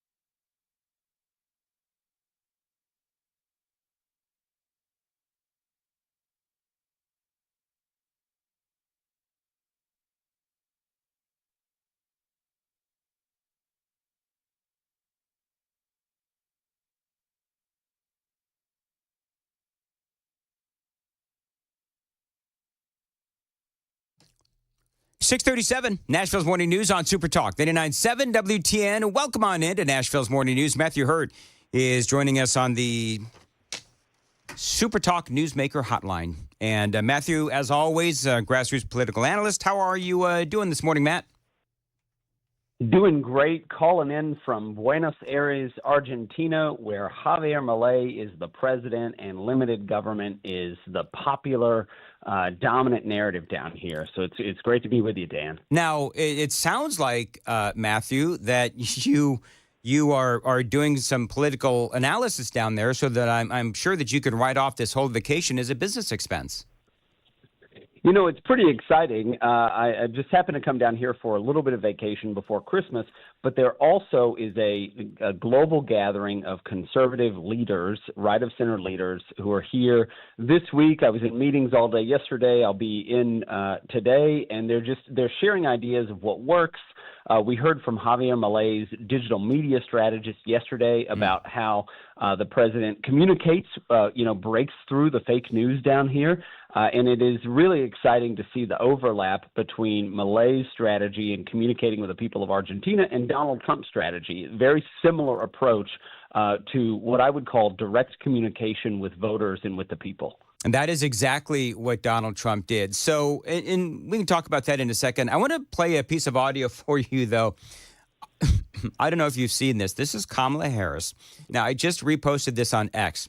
This is Kamala Harris, and I don't know who exactly it is that she's speaking to. I think it's a bunch of students in Maryland, college students in Maryland. But this is what she had to say. Jeff needs some audio, please.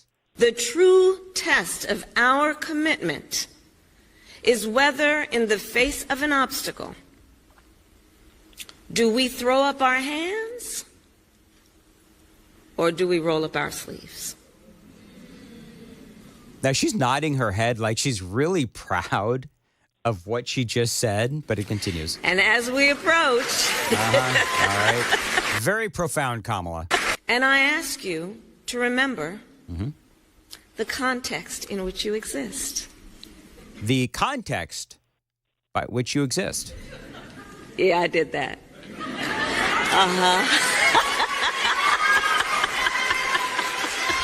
And then the cackle to boot. What is she doing? Do? What is it that she did?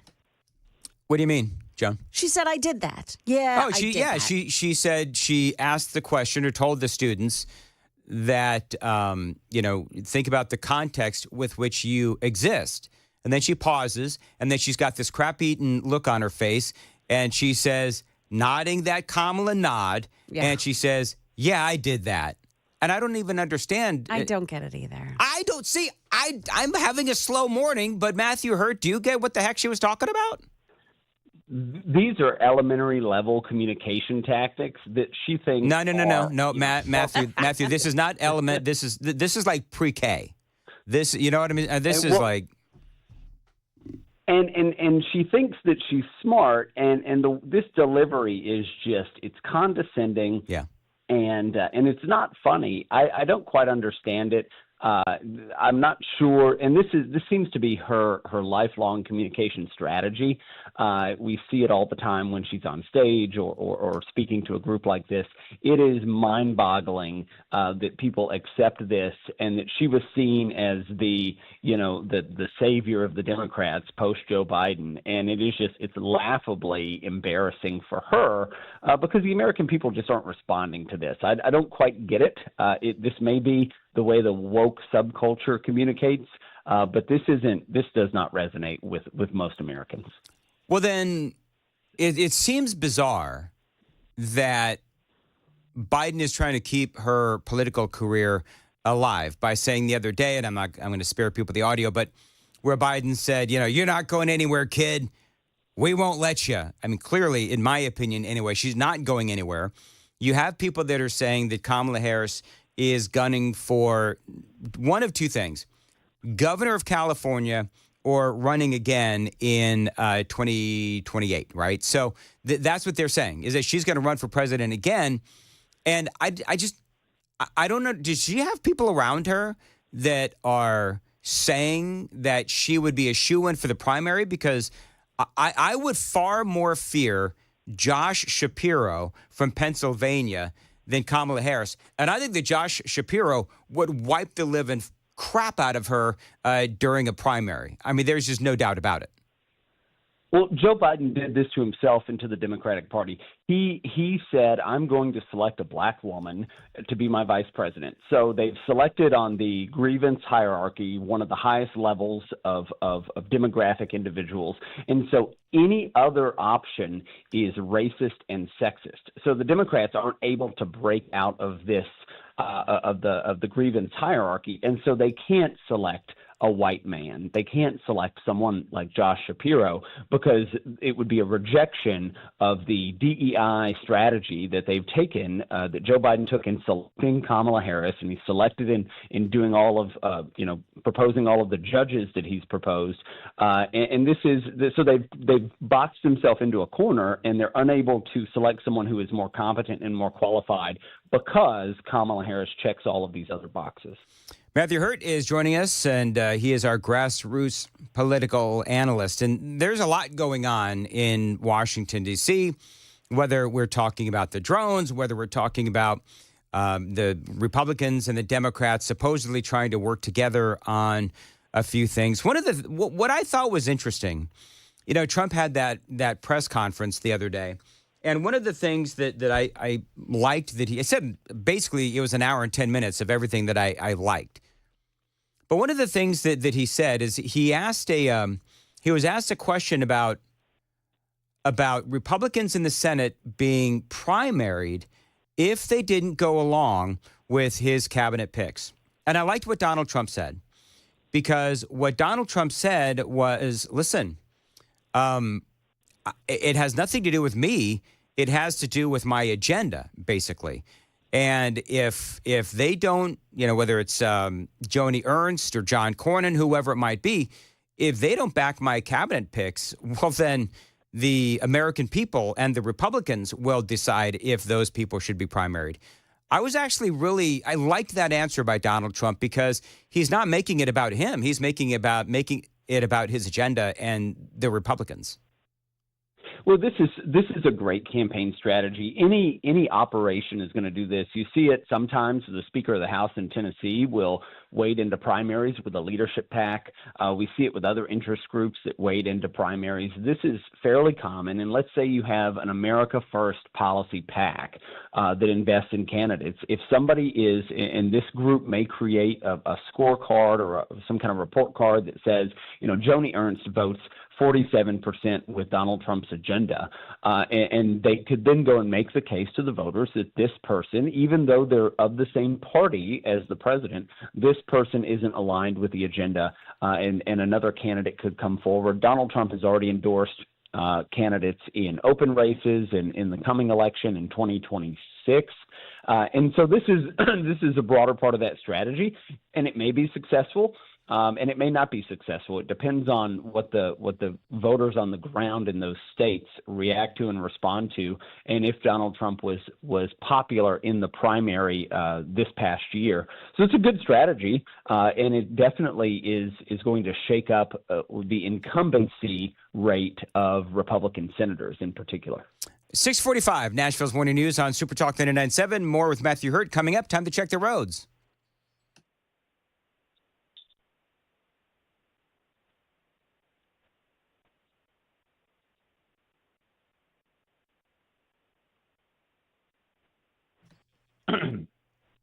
Thank you very much. 646 on Nashville's Morning News. We've got rain in the area. I think, Joan, it's last time we reported it was in Clarksville coming out of Dixon. Probably it's now in making its way across western Tennessee. So be careful. Where's the rain right now, Joan?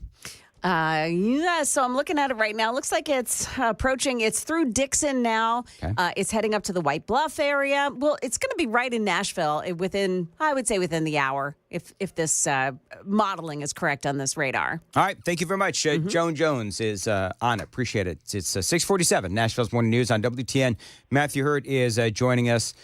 One of the things that you're hearing people talk about, and these are Republicans that are not necessarily Trump friendly, but they are saying that there is a lot of, and I'm going to air quote this, there's a lot of pressure to back Donald Trump's nominations. I mean, that's normal, though, isn't it? Regardless of whether it's Donald Trump or Barack Obama. Not only is it normal, but Ted Cruz, I think said on CNN yesterday or the day before, next to Senator Amy Klobuchar, a Democrat, that Klobuchar had agreed to vote yes on most, if not all, of these nominations, and she sort of chuckled and said that she voted yes on half of them. It is common for the party in power to defer to the president, and it is common for even the Democrats or the party that is not in power, for most of them to go along with it as well. Historically, the president wants to enact an agenda, and he does that by nominating, people to lead departments and in other positions. And it is very common for Republicans and Democrats to give the president deference to allow him to begin to enact his agenda.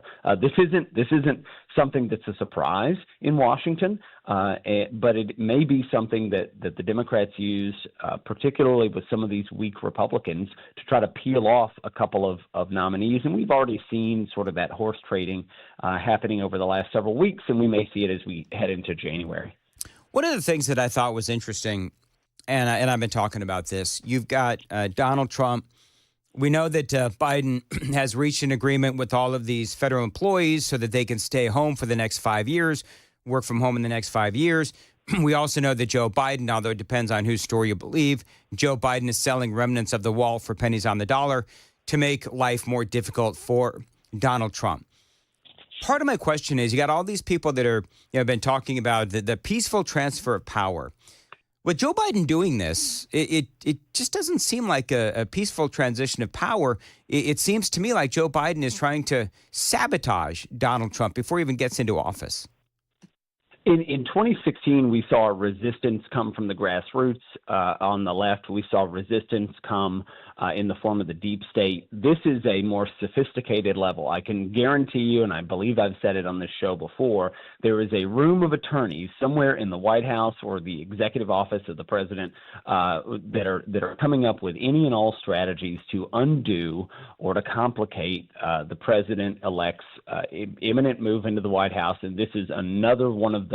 It is a high level of sophistication, I think, much different than people taking to the streets and protesting. But this is a Saul Alinsky-style tactic that the left is going to try to do everything they can to ensure that Donald Trump fumbles out of the gate on January 20th. One of the things, and we'll leave it with this last question, but one of the things that we have been talking about is the fact that the Democrats, got a whole bunch of these Democrats saying that they're going to boycott Donald Trump's inauguration. My 2 cents on that would be, well, this is obviously part of the resistance. And what really worries me, and you just talked about it, is what's happening behind the scenes. I mean, do you see the entire Democrat apparatus as working against Donald Trump? And that would include, how can we try to impeach him? How can we utilize lawfare while he's still in office and so forth? It's very likely. What most concerns me and what would most impact listeners to this program and other kinds of programs like this across the country is that the inauguration is an official act. It's not a campaign act. It is, and tickets to the inauguration are dispensed to the American people through congressional offices, senators and members of Congress. My member of Congress is a Democrat. My 2 senators are Democrats, and it is very complicated, nearly impossible to even request tickets to the inauguration from these Democratic members of Congress. So not only are the Democrats potentially boycotting the inauguration, but they may be hindering their constituents from participating in this official act, and that's unconscionable. It is, but it's also something that we've come to expect from the Democrats. And as always, Matthew Hurt, thank you for joining us. And Matthew, how can people find you on the socials? I'm on Twitter or X at Matthew Hurt, MattheWHurtt. All right. Have a great time on semi-vacation. It is 6:52.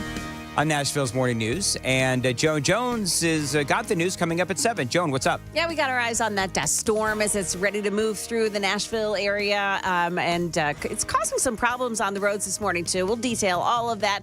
We'll also let you know how Spring Hill police are helping out another officer's family and why. That's coming up this morning at 7 o'clock on Super Talk 99.7 WTN.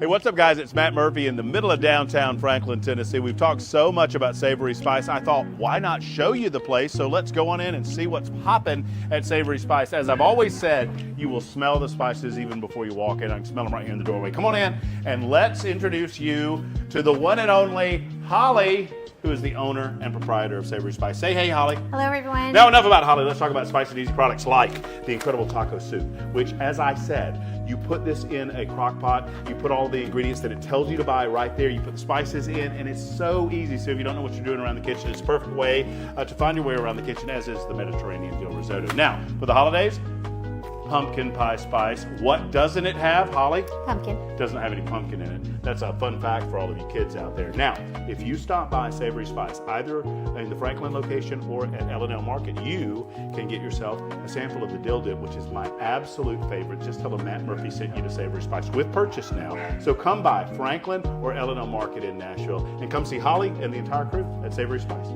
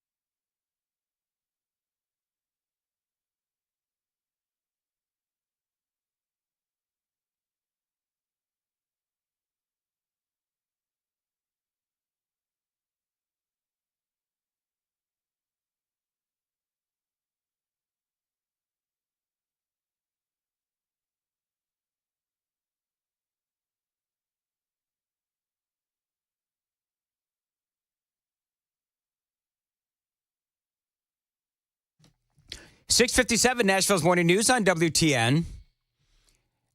Joan, have you looked outside? Oh, I have not. What's it look like? It's like orange. It's it looks freaky. orange outside. Yeah. It looks like a horror movie is Yeah. taking place. It does. It looks like a horror movie. It's like the aftermath of a zombie apocalypse. All we need is a few ravens, flying around.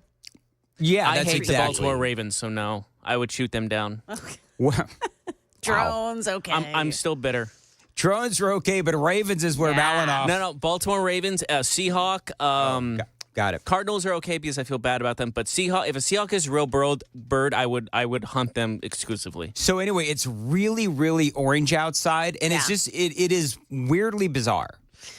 So at least it's not green. I think if it's green, it means it's really going to be bad. But the storm looks like it's approaching. 65 kind of cuts down the west from the east of the city area. Mm-hmm. It's still west of the city. It's approaching that 65 area, and it's about to strike. It looks like it's going to hit Nashville right at like 7:15. Is that what you got? Something like that. Yeah, I would say that's about right. I think Stefano is calling it more around 7:30. I don't see a lot of purple. Now, purple's where you got to really worry. Right. So he said there's a chance, a 1 out of 5 chance of a spin-up tornado. I don't know why they call it a spin-up tornado, but that's what they call it. There's a chance, too, that there's going to be some hail. Okay. So we could see it all today. All right. Eyes on the sky. Joan Jones, thank you very much. News with Joan is coming up next.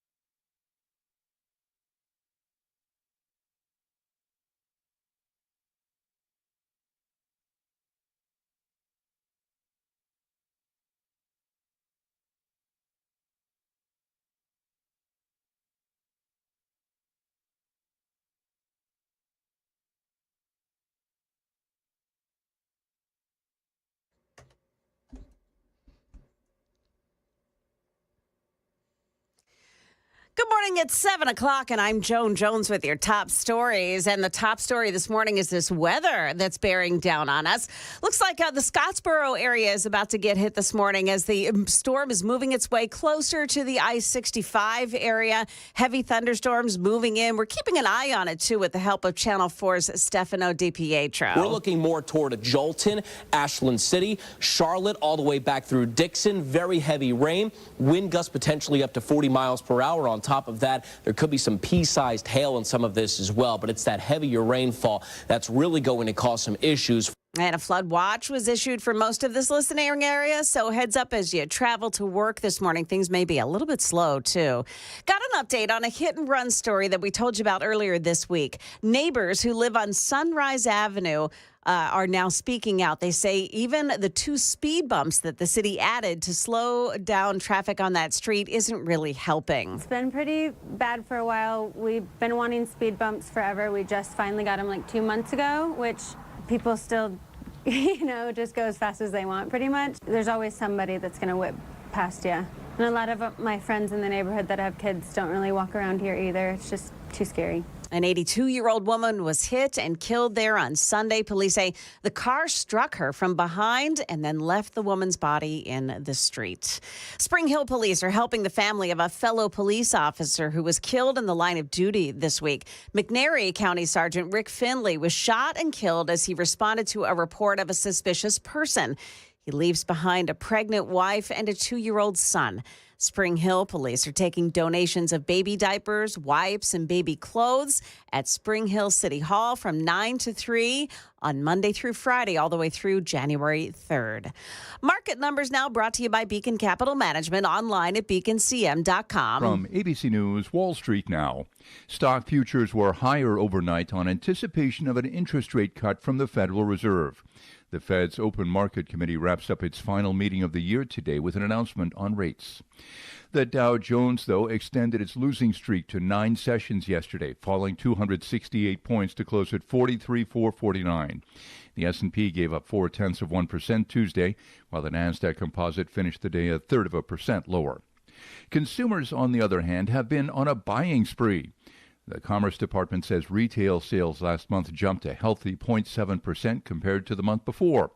Car buyers were the ones driving the increase last month. Chocolate lovers will pay more to indulge their sweet tooth. Cocoa futures have pushed past the previous highs set earlier this year. Dry, dusty weather in West Africa, home to much of the world's cocoa production, is blamed for cutting into the crop.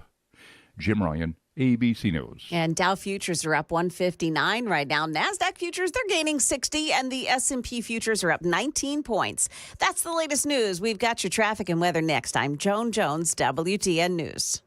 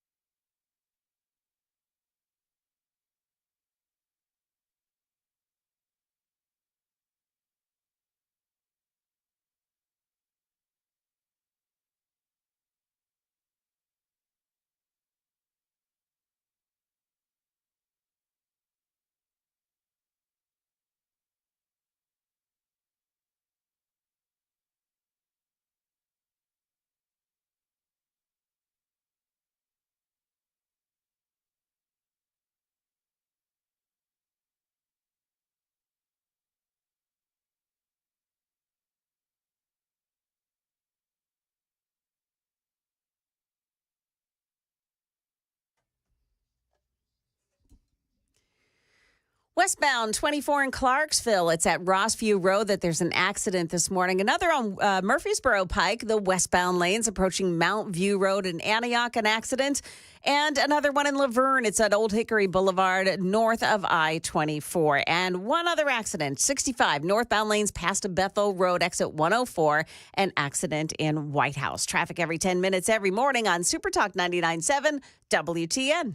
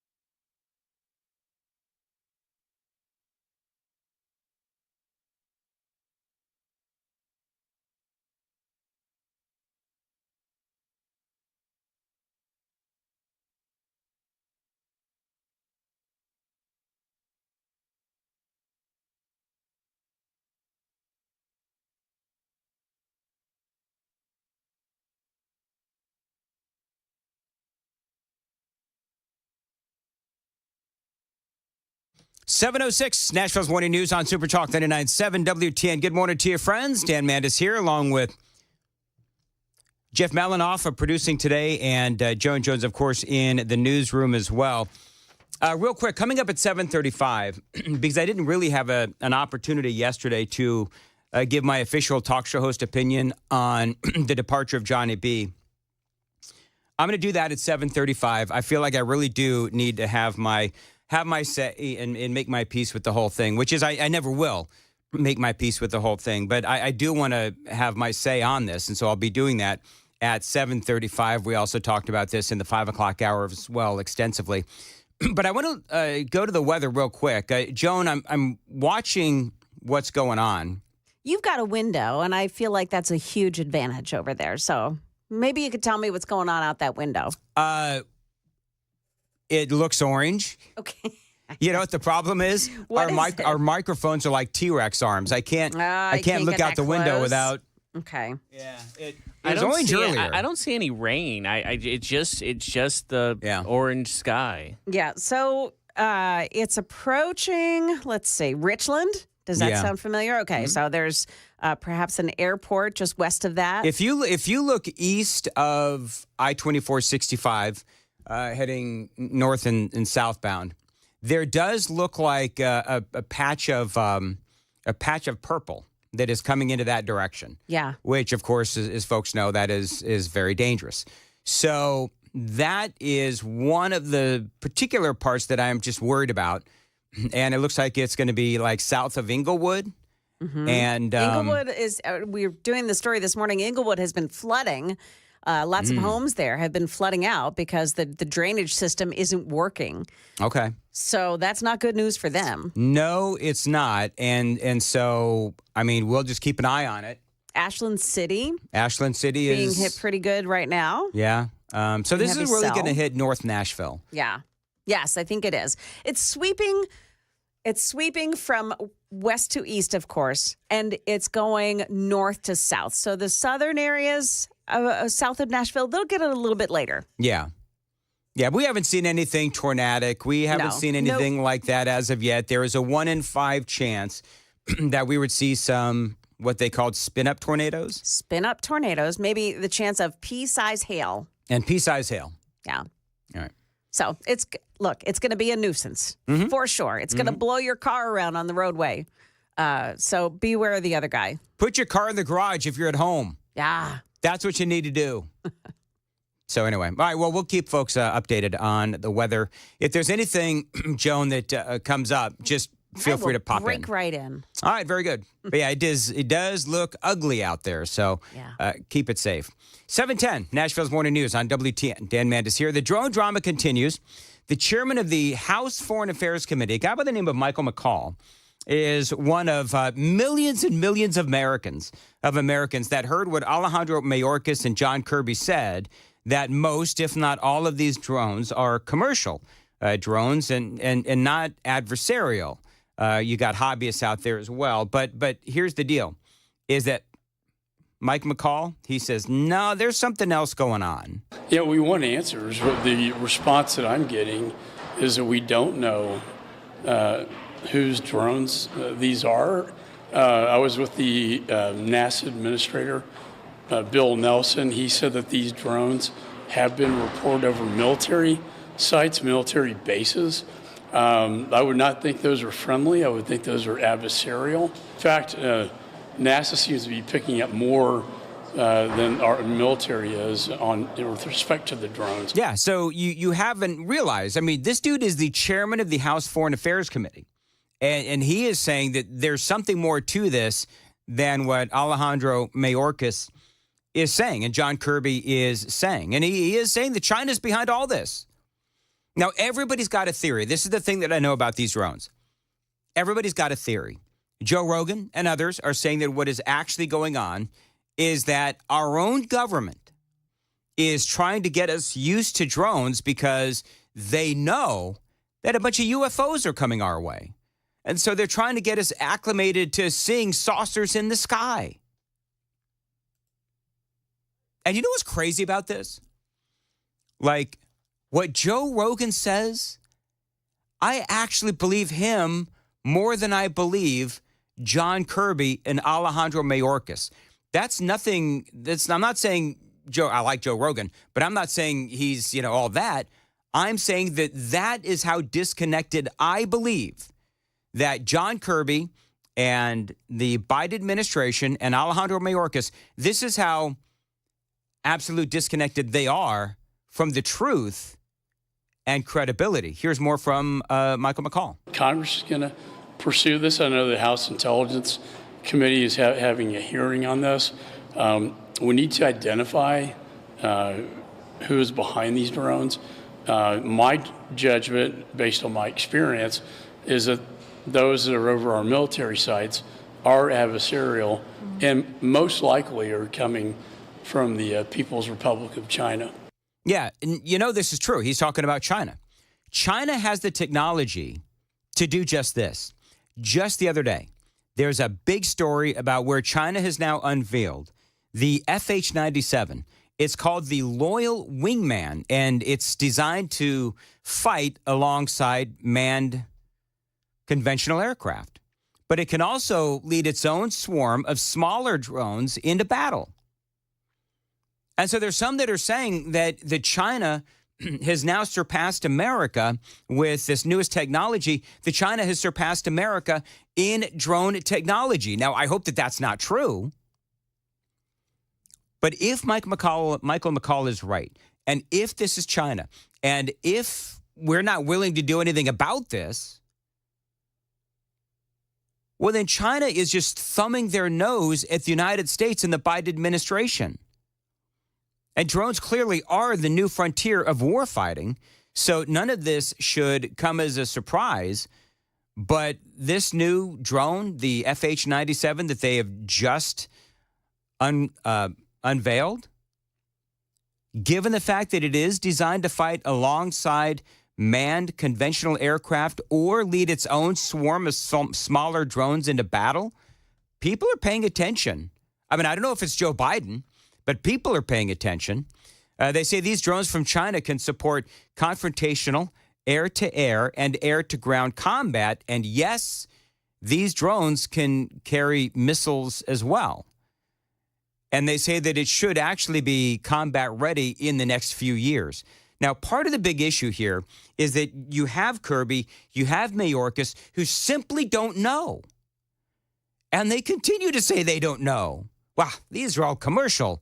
These are all hobbyists. There's nothing to see here. I think they're going to say they don't know.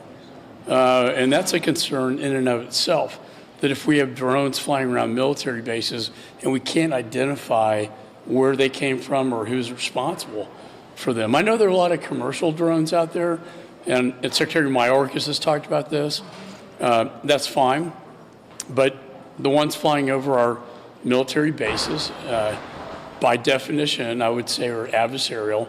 Oh, yeah, absolutely. I mean, if they're hovering over our military bases and they're interfering with our ability to launch our fighters, yeah, I'd say that's adversarial. Got a lot more straight ahead because, the Chinese are buying a bunch of land around here, right?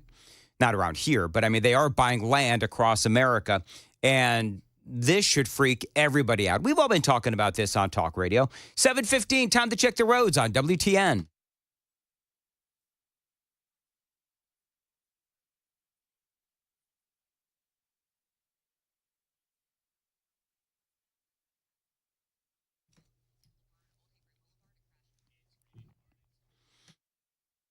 All right, 7:16, Nashville's Morning News. So apparently, Joan from the dust-encrusted News Corner, it is now raining in downtown Nashville. You've got a window, actually, Jeff, that you can look at, yeah, Jeff Malinoff. It went from bright orange to it's almost like it's dusk out.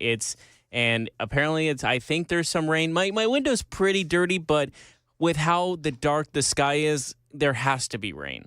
Oh, yeah. That's just science right there. WKRN says that there is heavy rain now entering the Nashville metro area. Lightning detected 1.5 miles from our location I right did here. see the flash. You did? So okay. I can confirm. All right. So here it comes. I what do you think the odds are that we stay on the air?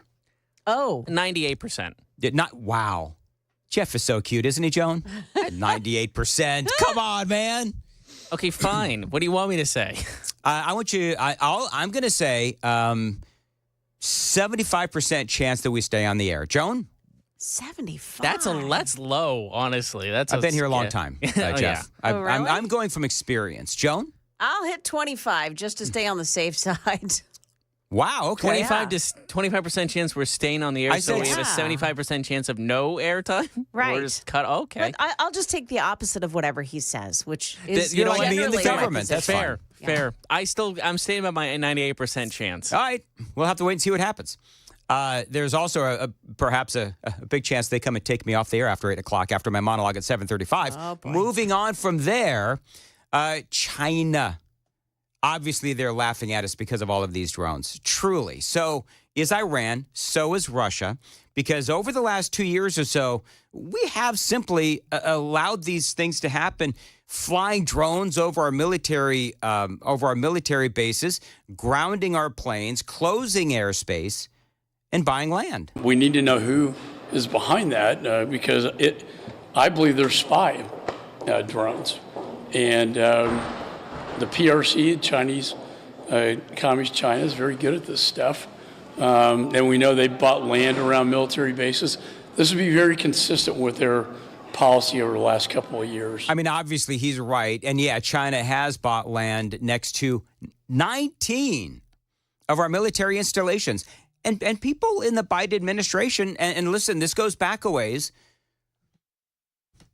What I hope is that Donald Trump comes in and he puts a stop to China buying land anywhere in America, but certainly near our military installations. This is from the New York Post. China has been buying up strategically placed farmland next to military installations across America, raising national security fears over potential espionage or even sabotage.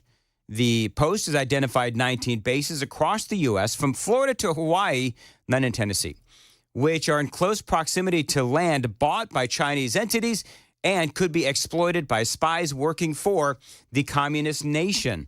Under the guise of farming, the Chinese landowners could set up reconnaissance sites, install tracking technology, use radar and infrared scanning to view bases, or attempt to fly drones over these bases as a way to surveil military sites, sources telling the New York Post. So anybody surprised by this? Of course not. A report in the Wall Street Journal from September of 2023 found Chinese intruders attempted to breach military facilities over 100 times in recent years, including sneaking onto a missile range in New Mexico and scuba divers spotted near a government rocket launch site in Florida. They say the threat the Chinese government poses to America is huge, with the FBI labeling it a grave threat. So we'll have to see what happens. I got a little more coming up before the news with Joan Jones. Coming up on Super Talk 99.7 WTN. It is 7:20 on Nashville's Morning News on Super Talk. Rain still coming down, Jeff? I'm assuming it is. Yeah, in the last 5 seconds, nothing. It's still raining, like no changes. All right. I see some very wet trucks in our parking lot, so hopefully... oh, thank God. Yeah. They need to be washed. Yeah, mine does too. You know how expensive those car washes at gas stations have gotten? Yeah. They're like $30 now. It's Joe Biden's economy. I guarantee you, when Donald Trump takes the oath of office on January 20th, at whatever time it happens, prices at the car washes will go down by 25%. Yeah, but did you hear Joe Biden yesterday? It's just because you're hearing it on the news that it's a bad economy. It really, you're not feeling it. What you feel is not real. Is that what Joe Biden said? Yeah, it's you, Dan. You're the problem. TV, am I the problem? Is that what it is? That's not the first time I've heard that. How dare you report the news? Yeah. Can you grab that audio for me, Malinoff, or somebody? Can you somebody grab me that audio? I completely missed that. So. Oh, okay. I heard it on ABC overnight. I'll see what I can do about. Please do. And coming up, Joan Jones has the news. Joan, what's up? We're looking at those storms as they're moving through the area this morning. So keep it here. We'll get you updated on that. Also, the criminal charges that were filed against the guy who killed the CEO in Manhattan earlier this month. Well, those charges may be a little difficult for him to shake off. We'll tell you why. Coming up at 7:30 on Super Talk 99.7 WTN. Thank you, Joan. Dan Manids here for the Glock Store. And their Shoot 270 indoor ranges, yes, these are rooms, not lanes. A lot of us have shot in the lanes, and they're the same everywhere you go, and they're kind of lame. Now, I've been shooting in the Shoot 270 indoor ranges for a couple of years now. They are amazing. And the trainers at the Glock Store, they're incredible as well. They'll show you why the Glock is the most popular handgun in America. They're going to show you how to use it, too. Now, you can also tour their Shoot 270 indoor ranges. It is the only one in the country where you can get private shooting rooms that offer one-on-one personal instruction. It's what I've been doing for the last 2 years, friends. You can actually shoot less and learn more. Now, every time I shoot at the Glock Store, I leave a better and more confident shooter. Every single time, guaranteed. So book your session and check out the pictures and videos at shoot270.com. That is shoot270.com. The Glock Store at glockstore.com. Minutes from the airport and worth the drive from anywhere.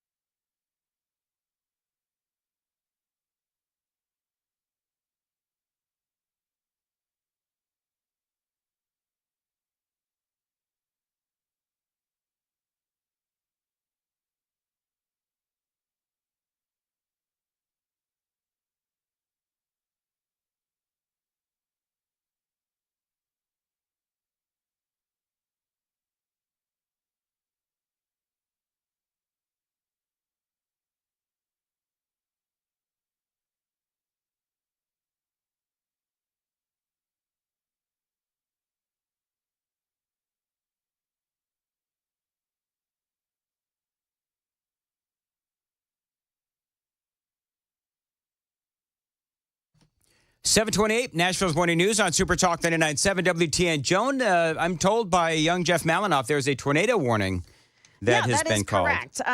I'm going to, if you don't mind, I'm going to turn up the TV here a little bit and let's feed a little bit of Stefano DiPietro talking about a this. Second severe weather season for us here in Middle Tennessee and Southern Kentucky as that cold winter air clashes with so he's moved past it. It's a tornado warning for Lewis, Hickman, and Perry counties. Okay. So that I'm not sure where that area is. I'm looking it up right now. It's in Perry County, Linden, Perry County, and it's set to expire within 15 minutes. So here's what it also is saying it will not get to Williamson County. It's very unlikely it will even reach Williamson County. The tornado warning? Yeah, that's thanks to Brian over here, my guy right now. But yeah. Well, here's what we're going to do. We've taken the phones off hold because they're always on hold during the morning show unless I'm specifically taking calls.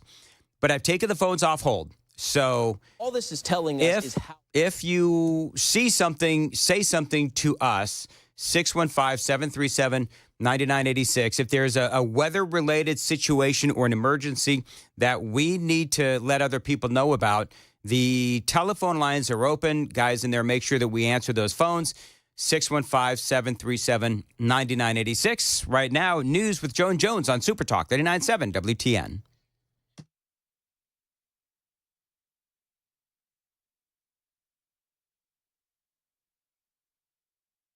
Good morning. It is now 7:30, and I'm Joan Jones with your latest news here. We do have some warnings to tell you about this morning, some weather warnings, because there has been a tornado warning issued for Lewis, Hickman, and Perry counties.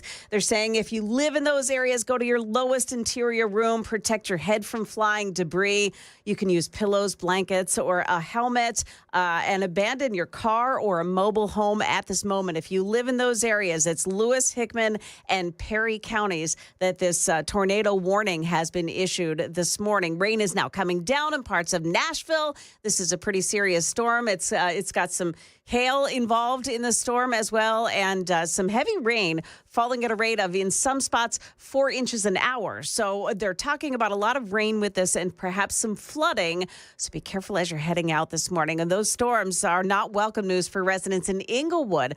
Those living along Norville Street say it doesn't take a whole lot of rain for their neighborhood drains to overflow and create a big mess in their neighborhoods. This woman's property is at the base of 2 small hills. Anytime it rains, no matter if it's a heavy fall, I anticipate at least my storm drain being totally flooded to the top. I live at the base of 2 hills, so I'm collecting everybody's rainwater right in front of my house.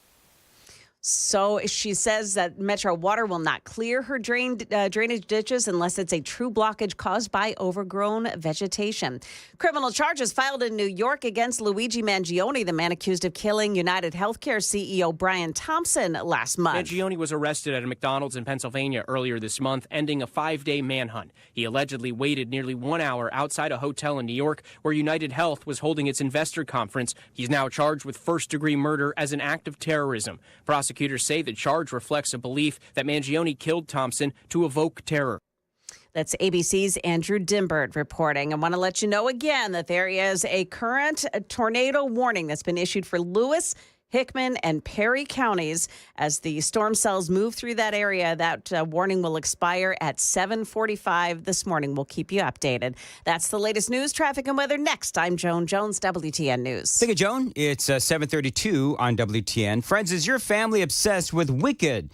You're probably wondering how much streaming and memeing your internet can handle at your kids' next Wicked-themed sleepover. Well, Xfinity Internet is powerful enough to handle hundreds of devices so you can get a magical connection with fast speeds and amazing power even when everyone is online at the sleepover. Now, with Wi-Fi that is truly thrillifying, one might even say that Xfinity's engineers are secretly wizards themselves.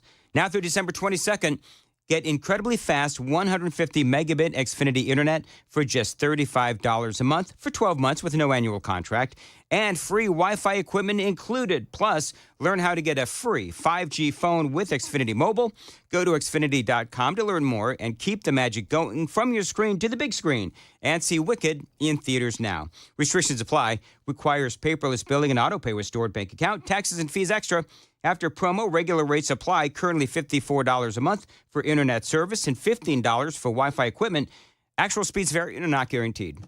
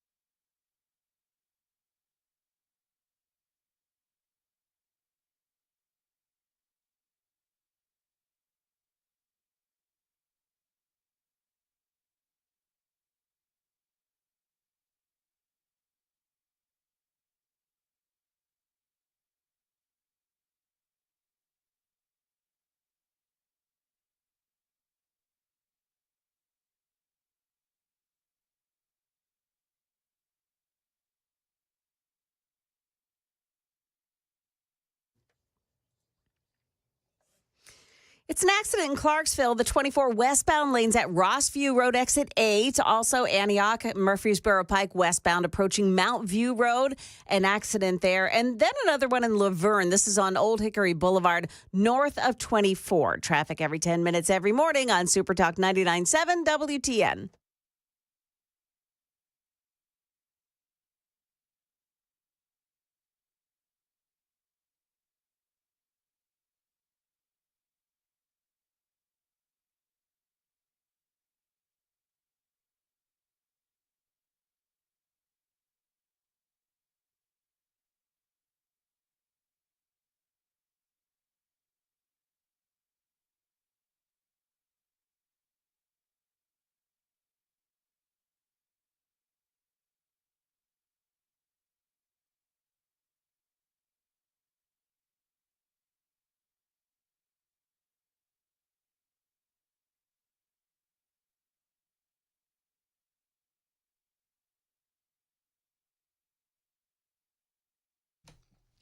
.737, Nashville's Morning News on Super Talk 99.7 WTN. Real quickly, Joan Jones. So apparently we are getting reports of some flooding on Briley Parkway. Is that what we got, Malinoff? Some flooding on Briley Parkway? Yes, sir. We got a call in from Chris, so shout out to Chris. He says both ways on Briley Parkway, like I-24 and I-65, there's some deep crossings of water, so it's kind of like a swimming pool, when you drive over that. So just be careful if you're on Briley Parkway. A lot of deep water flooding on that road. All right. Yeah. And we are in downtown Nashville, next to the naked statues. Somebody needs to put galoshes and like a covering on the naked statue. Yeah, poncho. Somebody please bring a poncho for the naked statues because they make me feel insecure. So we're no longer an undisclosed location. You gave our location. Everybody knows we're by the naked statues. Yeah, that's true. And nobody cares. All right. So That tornado warning in Perry, where is it? Perry? It's Lewis, Hickman, and Perry counties. All right, that's well west of Nashville, but all of that was coming our way. But where it is, it's going to, that particular cell will dissipate by the time it gets. It won't even get to Williamson County, they say. They just said that they don't think it's going to expire at 7:45 in those counties, and they don't think it's going to travel far enough. It's falling apart at this point, so they don't think it's going to travel enough to make it any. Seems like more of a better be safe than sorry kind of warning. And this was not something, a tornado warning because of a tornado that was spotted on the ground. It was just something they saw on radar that looks like it could end up being something. All right. Thank you very much, both of you. And speaking of falling apart, so y'all know what happened around here yesterday, where Johnny announced that it was his last day after 20 years at WTN. And I was not in the right frame of mind yesterday to say what I'm about to say today. It was about Johnny. And yesterday was about saying so long. It's not goodbye. I mean, it's not certainly not goodbye for me. Johnny's a great friend and so forth. But I have a few things to say about what I will tell you. And I'm just letting you know, I'm putting myself at risk here. But this was an incredibly bad decision by this company. I don't stand for it. I don't stand by it. I told them as such when I was notified. I was the next call after they spoke to Johnny. They called me right afterwards. And I will tell you that I let them have it in no uncertain terms. They are 1,000% clear that I believe that this was a terrible decision. I don't believe that this decision was made by the people in this building. I'm just going to tell you that. Because the people in this building, by and large, know what Johnny B means to this radio station. I think this was a decision that was made by bean counters and pencil pushers someplace else. Because they have no idea how bad of a decision this was. But it was a terrible decision. And again, I told them as such. And so my goal, as I talk about this, is that I want to handle Johnny's departure with the grace that he did yesterday. Because I've never in my life seen someone act as professionally as Johnny did yesterday. I mean, he was far more collected than I was. I was ugly crying on the air. I said on social media yesterday and during the 5 o'clock hour, I left here yesterday incredibly embarrassed by my performance yesterday because, and I'm always real with you folks. I'm always real. I never lie to you. And everybody knows my faults. I sometimes say silly things. I get stuff mixed up. I forget names, whatever. And I'm always real. And you folks know that, I hope, after 10 years. And so the emotion that I felt yesterday was because Johnny was and is so incredibly important to me as a person. And of course, as a teammate and a broadcaster. When I started this show, this particular show, when Johnny was my on-air partner, along with Ken Weaver, I was really nervous. And the reason I was nervous was because, number one, I hadn't hosted a morning show like this every day, ever. And so I wasn't quite sure how it was going to go. And we all know that I'm not the most confident broadcaster in the world. Johnny was always there. He was always there with a slap on the back and an attaboy and a you did great. Even when I knew that a segment sucked, there was Johnny with a positive word and kept me positive. And we've had a lot of success over the last 3 years together. Ken, Johnny, and I, and then Joan. But the connection that Johnny has to this audience is one that I will forever admire. And that was built over 20 years of working not only with Phil, but working with me, and also, of course, his own hosting. 20 years. And so for the company pencil pushers who made this decision, they don't know that, they don't realize it, they don't understand it, but I do. And Joan does, and Jeff does, and Matt does, and Chris Hand does, and Brian Wilson does, and every one of you understands the connection that Johnny has to you and to this town and to this radio station.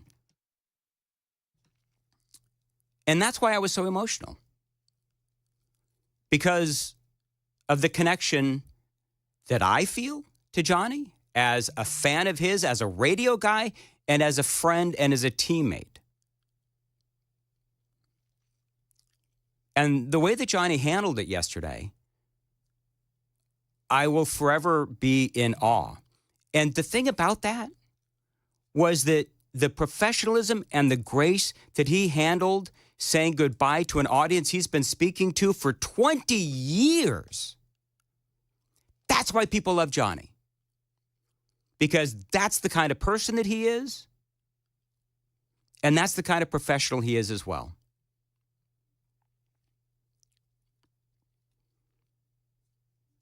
And the people that did this don't understand that. The people from out of town, whatever. I don't know. What I do know is this, is that he remains a great friend to WTN. He's a great friend to a lot of you folks, all of you folks. Johnny's one of those guys, one of those rare individuals. Like some people love me, some people hate me. Some people love Chris, some people love Matt, some people love Brian. We all have our haters. I remember saying long time ago, I said, Johnny is the one guy that does not have any detractors, not one. Not one person who listens to this radio station would look at Johnny B and say, I hate that guy. No. Johnny B is the epitome of professionalism and grace. And his ability with a microphone and his ability to connect with an audience is amazing. And so for me, when they told me about this, my reaction wasn't great. And I'm going to tell you about that coming up. 7:45, time to check the roads on WTN.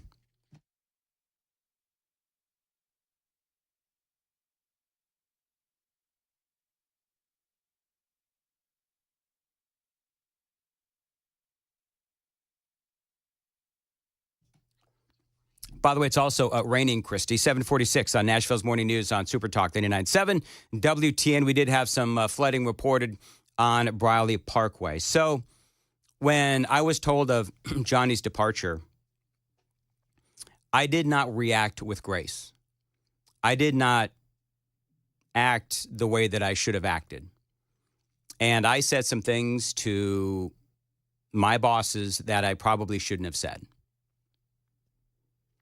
Because I think that this hurts them as well. I mean, part of what happens when these things happen is that the ire of the audience comes flooding into the radio station.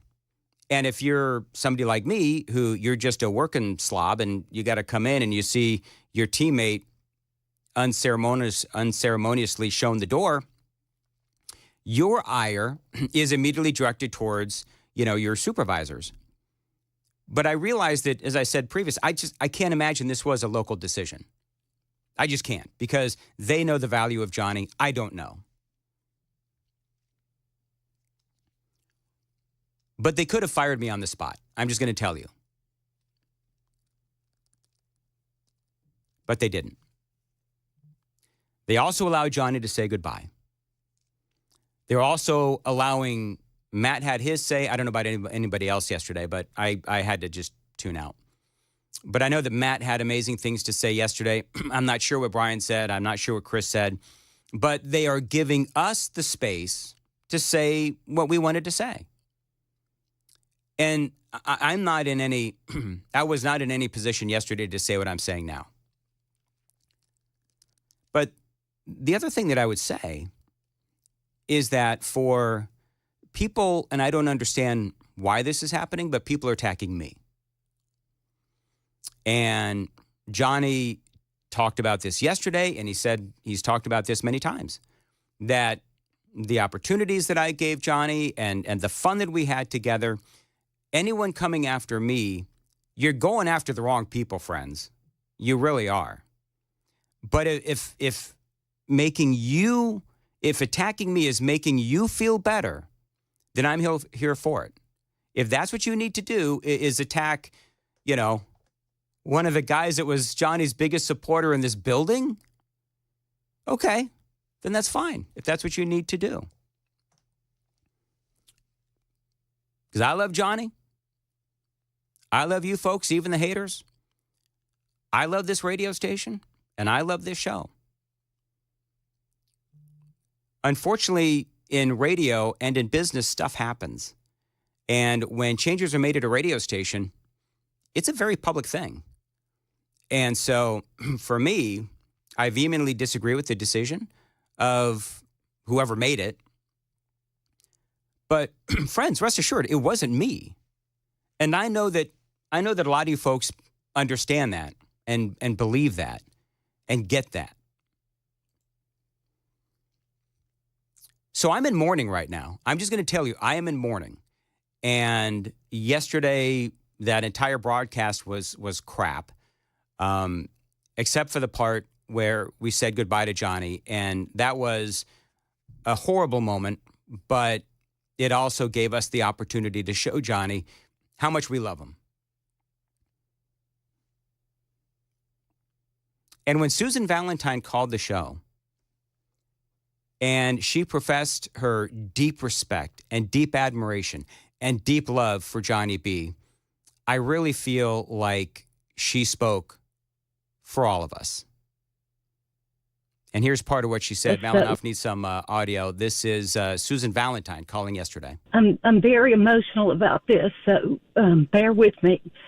The person that Johnny B is to my family, but the person he was to Phil, he was his partner and he was his friend. And the Phil Valentine show was the two of them. And it never, ever would have enjoyed the success that it enjoyed without Johnny.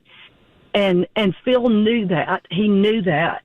And his humor and his wit and his intelligence made that show work and made it successful. And I just am hoping for good things for him. And I'm forever grateful from the bottom of my heart for who he is and was to Phil and who he is to my family and listeners around the country. Phil thought there was no one more talented than Johnny. And I think everybody who knows him and listens and works with him would agree. He's just an enormous talent. But more than that, he's just an incredible human being. And he has been so wonderful to my family. But it's who he was to Phil that is on my heart today. He is directly responsible. He's as responsible as Phil was for the success of that show. And Phil knew it, and I knew it, and I will never, ever forget that. And I remain so grateful. Well, we all know it. And that was part of the conversation that we had with Susan Valentine yesterday.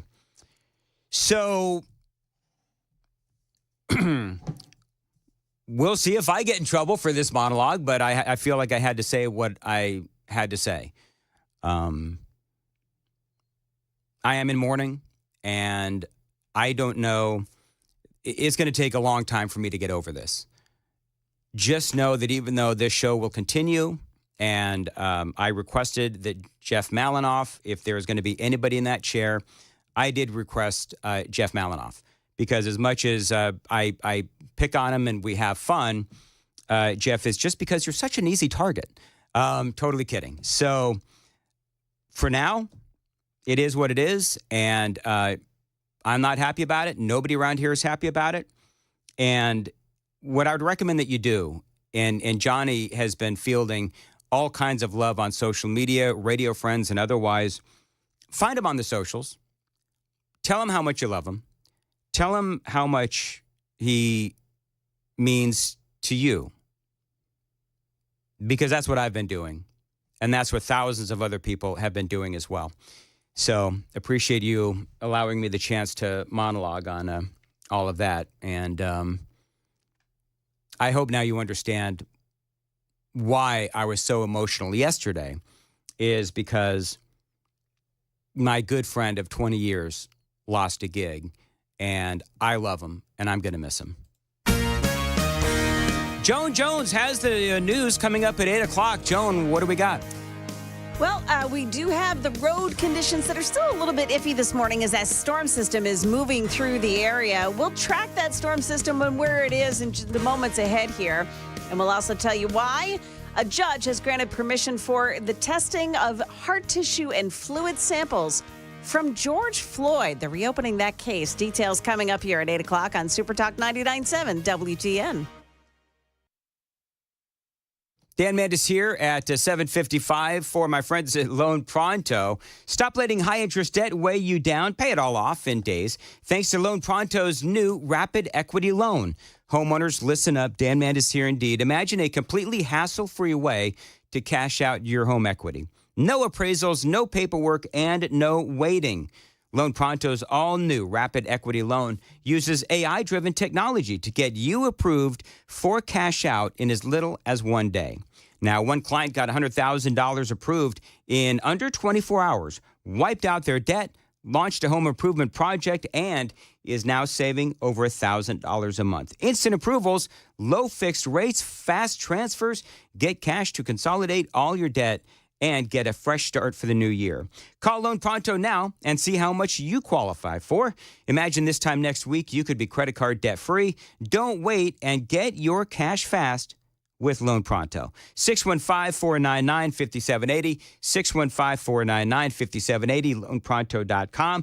Equal housing lender, NMLS 1661781 on approved credit, NMLS consumeraccess.org.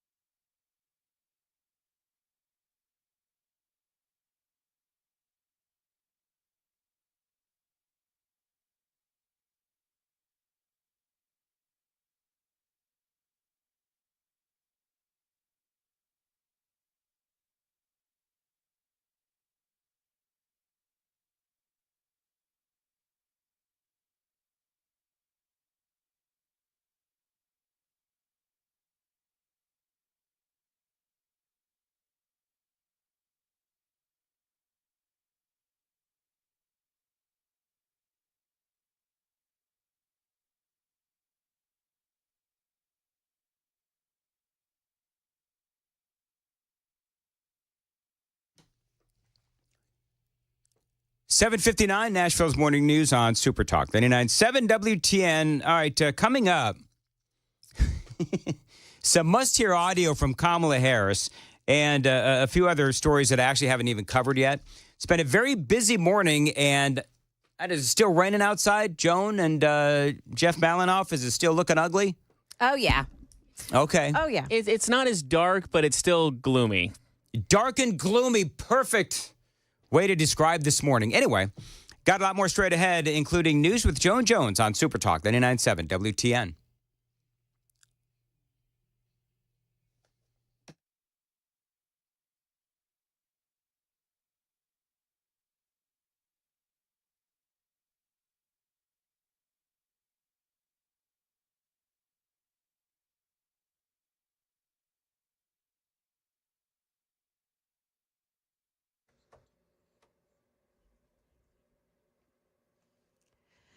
Good morning, 8 o'clock now. I'm Joan Jones with your top stories. We're looking at some rain still falling. That line of storms moving in now into the Franklin area, Spring Hill and Murfreesboro. We'll see some rain soon. Lebanon also seeing some heavy rain, some winds. But looks like the forward line of these storms, as it moves through, in some areas, it's also falling apart. But it's certainly not over yet. Heavier rainfall will still be the main story. These storms are obviously continuing to weaken, but it doesn't necessarily mean that we can't see one or two cells maybe fire back up and bring us another gusty wind or even a brief spin-up tornado. That threat, I think, will continue for the next couple of hours until the entire line really does start to fall apart. That's Channel 4's Stefano DiPietro. Frequent lightning strikes right now in Almaville as that line of storms moves right into the Murfreesboro area, too. Heavy rain, high winds bringing along with it. Well, other news of the day, now that the text of it's been released, House Speaker Mike Johnson could put a short-term government spending bill up for a vote as early as tomorrow. That's despite fierce opposition from many in the Republican Party. In addition to extending government funding through March 14th and boosting disaster relief and farm aid, the 1,500-page bill includes a number of unrelated provisions, angering many Republicans. The measure paves the way for the NFL's Washington Commanders to eventually return to D.C.'s RFK Stadium. It allows for the first inflationary pay raise for members of Congress since 2009, and it has the federal government picking up 100% of the cost of the Francis Scott Key Bridge repair. That Baltimore span collapsed when it was hit by a container ship earlier this year. That's ABC News correspondent Stephen Portnoy. A judge granting permission for the testing of heart tissue and fluid samples from George Floyd. The defense for the ex-Minneapolis cop convicted in his death contends not the officer's knee on his neck killed Floyd, but a heart condition that was aggravated by a rare tumor. Derek Chauvin was convicted in state court on murder charges in 2021 and pleaded guilty later that year in federal court to violating Floyd's civil rights. His federal defender in his appeal argued that Chauvin's original attorney failed to inform his client that an outside pathologist contacted the first attorney offering the heart and tumor theory before Chauvin entered his plea. Chauvin claims that amounted to ineffective assistance counsel and is seeking a new trial on that basis. That's ABC's Chuck Sievertson reporting. Well, the Federal Reserve is expected to cut the key interest rate by another 25 basis points today. Many economists also think that after today's announcement, the Fed is going to pause and hold rates for at least another month. Well, market numbers right now, the Dow futures are up 123. We've got NASDAQ futures gaining 4, and the S&P futures are plus 9. That's the latest news, traffic, and weather next. I'm Joan Jones, WTN News.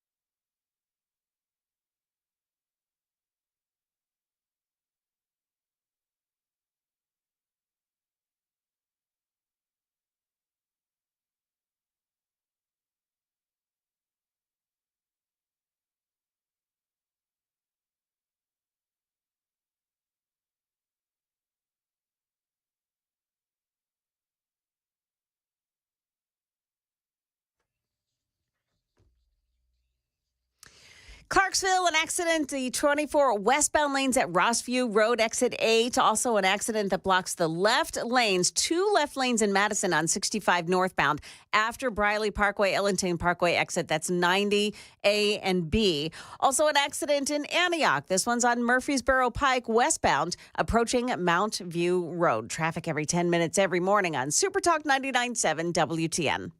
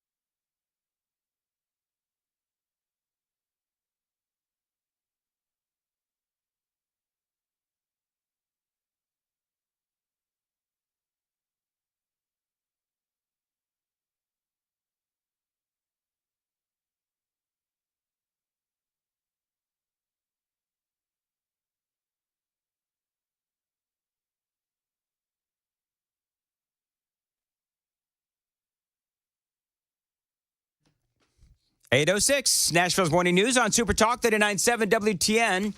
Welcome on in to Nashville's Morning News. And Joan, real quick, the dust-encrusted news corner. So, Joan, it looks like it's still rain. It still looks really, really bad outside.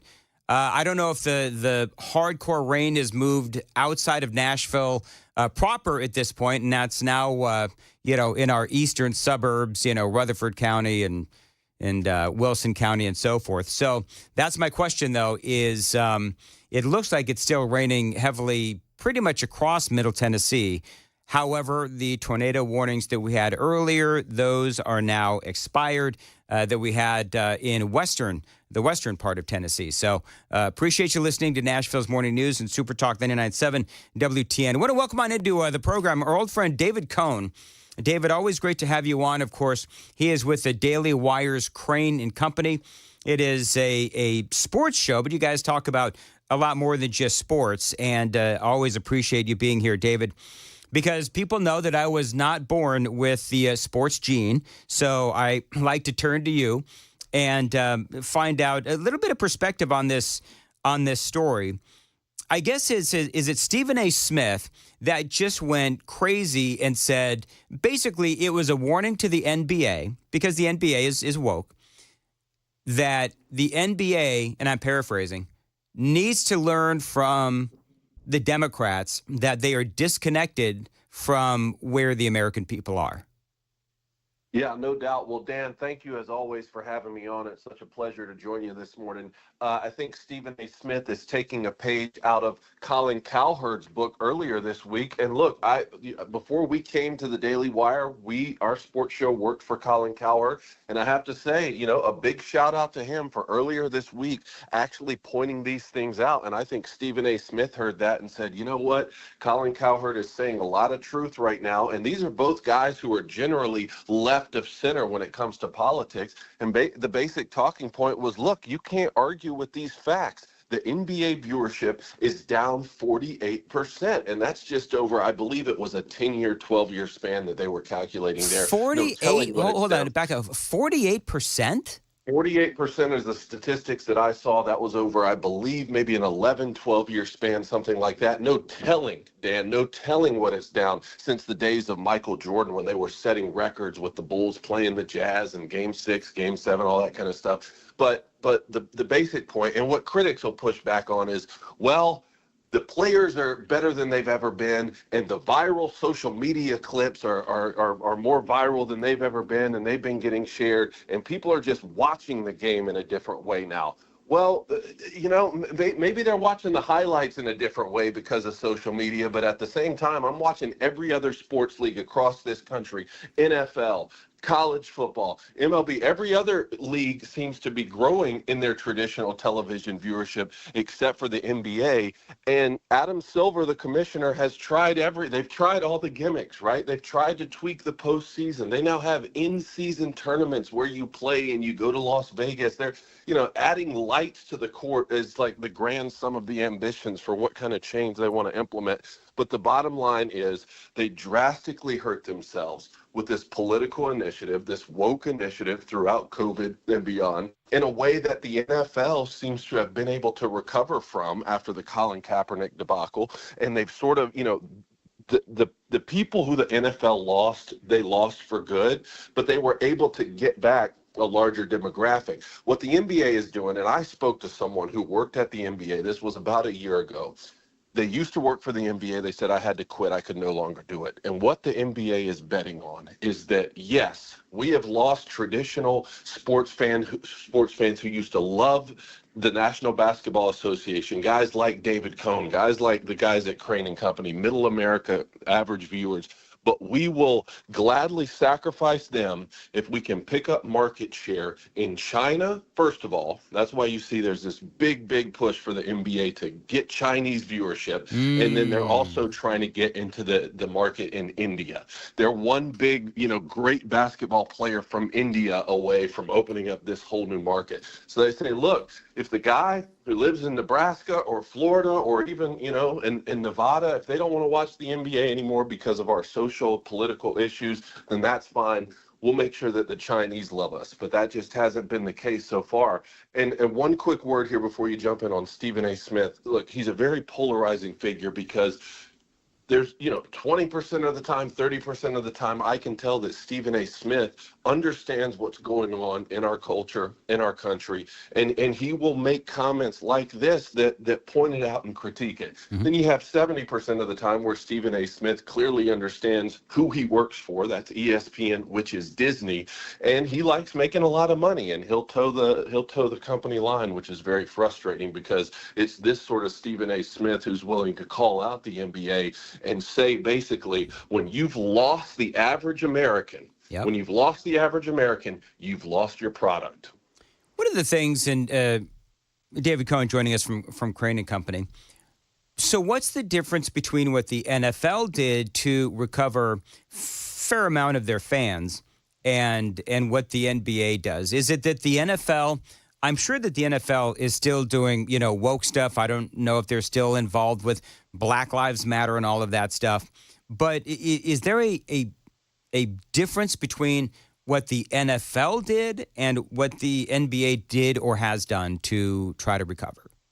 It's a fantastic question. And honestly, I think maybe we should make a documentary on this subject because it is important, and it's going to be important moving forward for our culture, especially as it relates to sports. I think after the Colin Kaepernick debacle, a lot of people, in the NFL and the owners and the players, they all had a conversation that said, hey, we are hurting ourselves. We're hurting our product. And while they do still have these initiatives painted in the end zone, like it takes all of us, which that means it takes all of us to end racism or whatever, ineffectual quote they're going with that day, where they put some sort of, sticker on their helmet that day. It's not the same as like being directly in bed with Black Lives Matter and an entire team taking a knee on a bench. I mean, I remember seeing photos post-COVID, post-Floyd, where LeBron James and his entire team, really Jonathan Isaac, shout out to Jonathan Isaac with the Magic, who's a good friend of ours. He was the only one at one point who wasn't taking a knee. But LeBron James would be over there taking a knee on the court with a cushion up under his knee so that, his knee wouldn't be directly on the hardwood floor because that would be a little too uncomfortable. I thought that was so indicative of just how far LeBron is willing to go for some sort of movement, as long as he has a cushion up under his knee. Right. But the NFL, there are many people, like I said before, who were really turned off by the NFL and the way that they, supported Colin Kaepernick and him kneeling and stuff, and they won't watch the product moving forward, and they're gone for good. But that hasn't been the vast majority of people. And honestly, I really think fantasy football has helped save the NFL, because fantasy football has just taken off more and more year after year. And I think the NFL has been able to say, hey, we're still going to have, country music artists sing the national anthem, for instance. Like, these are just, little anecdotes here and there on how I think the NFL has sort of saved their product.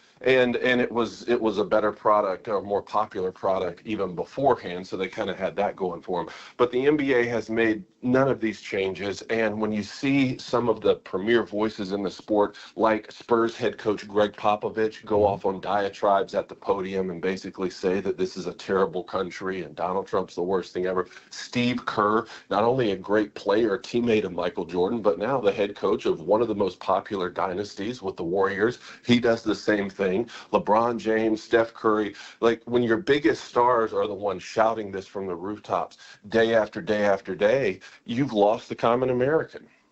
8:15, Nashville's Morning News on Super Talk 99.7 WTN. David Cohn from Crane & Company Sports Show is joining us. David, coming up, I'm going to ask you about Caitlyn Clark, because it sounds like, number one, she was, and I'm going to put this in air quotes, apologizing for her whiteness. But it feels like she can't win for losing. And we're going to talk about that straight ahead, 8:15. Time to check the roads on WTN.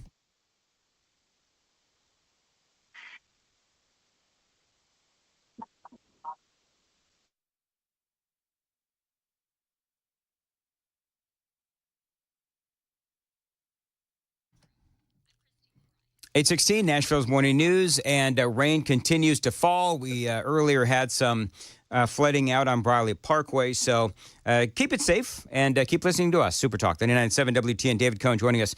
So Caitlyn Clark, she came out and she said, and I'm going to have to paraphrase here, but a lot of people accusing her, and it sounds like she did. She apologized for her whiteness. She acknowledged her white privilege, basically bending the knee to the woke mob within the WNBA and beyond. And still, you've got some people saying, well, that she shouldn't be on the cover of Time magazine. There should be all of the women of the WNBA on the cover of Time magazine, and so forth.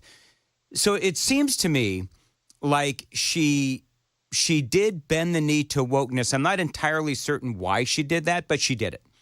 And maybe she's just been brainwashed by the people of the WNBA. Maybe she's trying to get along. I don't know.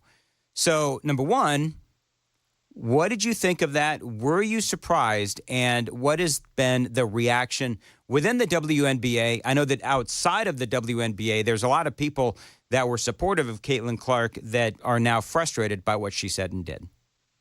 Yeah, on our show, we've been covering Caitlyn Clark for several years now, going back to when she played in the national championship against LSU, and it's only ramped up more and more since we've seen the way that she has been treated by not just the WNBA, but including, like, being snubbed for the Olympic team, for instance, right? And, them saying, well, she's not one of the best dozen players there is right now, and we can't take a rookie, but they've taken rookies before, for instance. So we've been talking about these segments, but I looked at my producer. This was about 8-9 months ago. I looked at my producer and said, man, this whole thing, all of us, really defending Caitlyn Clark and trying to say how wrong and dumb and idiotic the WNBA is for pushing away and not acknowledging that they have a cash cow. They have a moment. Seize your moment. Mm-hmm. I looked at my producer and I said, all of this will fall apart if Caitlyn Clark sort of quote unquote goes woke. I mean, that's a vague phrase that can mean a bunch of things. But if she comes out and wholeheartedly supports Kamala Harris, even though she, that's not where her heart is, or if she does something, like what we're seeing now. Well, what just happened this past week was, she basically said she acknowledged white privilege, and that kind of alludes to what you're talking about. And I think, a lot of us came out and said, man, we defended you wholeheartedly for so long, and now you're sort of acknowledging that in a league that's over 80% black, that is, vast majority lesbian players, where's the white privilege? Because we're certainly not seeing it in the numbers that are represented. But I think, like you said, she has found herself in between a rock and a hard place, where this is the league she has to, these are her coworkers, this is the league she has to operate in and day out. And you see from this past season, her rookie year, how hard she's getting fouled every single time down the court. You know, she's putting herself in serious harm's way every time she takes the court, so much so that there were people who thought the solution would be for her to just branch off and start her own things. That's what kind of mega superstar she is. So, look, I'm disappointed that she decided to go that route for the magazine, but it's clear to me that was a stipulation for her getting that, right? Like, this is what we're going to do. We're going to sit down. You're going to say these things. And so it is disappointing, and I hope that this is the end of it, right? Like, I hope this is the end of it, and this isn't a prelude for things to come, where she sort of becomes encapsulated in this woke WNBA movement, because she's the only thing they have going for them. Well, and it's not like they're going to suddenly stop, assaulting her on the court, which, I mean, I know some people say it's assault. I mean, the fouls that I've seen her take, are they all of a sudden going to be like, oh, okay, we're cool with Caitlyn now? She's one of us. Yeah, no, you're exactly right. I think my friend Riley Gaines posted something like, none of us were expecting or even wanting Caitlyn Clark to be some champion of the right wing or champion of the conservative movement. All we were hoping for is neutrality, a superstar here who was neutral, who just went to work, and at least, like we just talked about with the NBA, didn't turn the common American away from your product. Can you at least be that? And yes, it's a tough ask. It's a tough ask to ask someone to go into the WNBA, where it's one of the most woke environments in professional, not just professional sports, and professionalism writ large across our country. But she had done so month after month after month after month, and that's why I think a lot of people are surprised to see that. Like, why wouldn't you do something like that at the very beginning of your professional career, sort of get out in front of it? But like I said, all I can hope now is that this is the worst case we see from her, and moving forward, we at the very least get neutrality from her. All right, so last question, and I thank you for joining me here.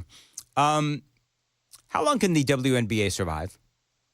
Well, that's a good question. Obviously, they are being propped up by the NBA, right? But that gets back to the first question: how long can the NBA survive if the ratings continue to do what they're doing? I think the WNBA will be fine, because there's always going to be some person in some company who's willing to say, we will invest in this just for the sake of having the product and not allowing it to fail, even if it doesn't make money, which it's never drawn a profit, Dan. The WNBA has never drawn a profit in the history of its existence. But, embrace your superstar. You've been given an absolute gift here with Caitlyn Clark. Instead of treating her like crap, why don't you embrace the fact that your numbers are through the roof because of one person, and help build off that, and maybe you could actually run a solvent business. But we'll have to wait and see. I guess that's the big question too, David, is so is there another Caitlyn Clark out there that can help the WNBA?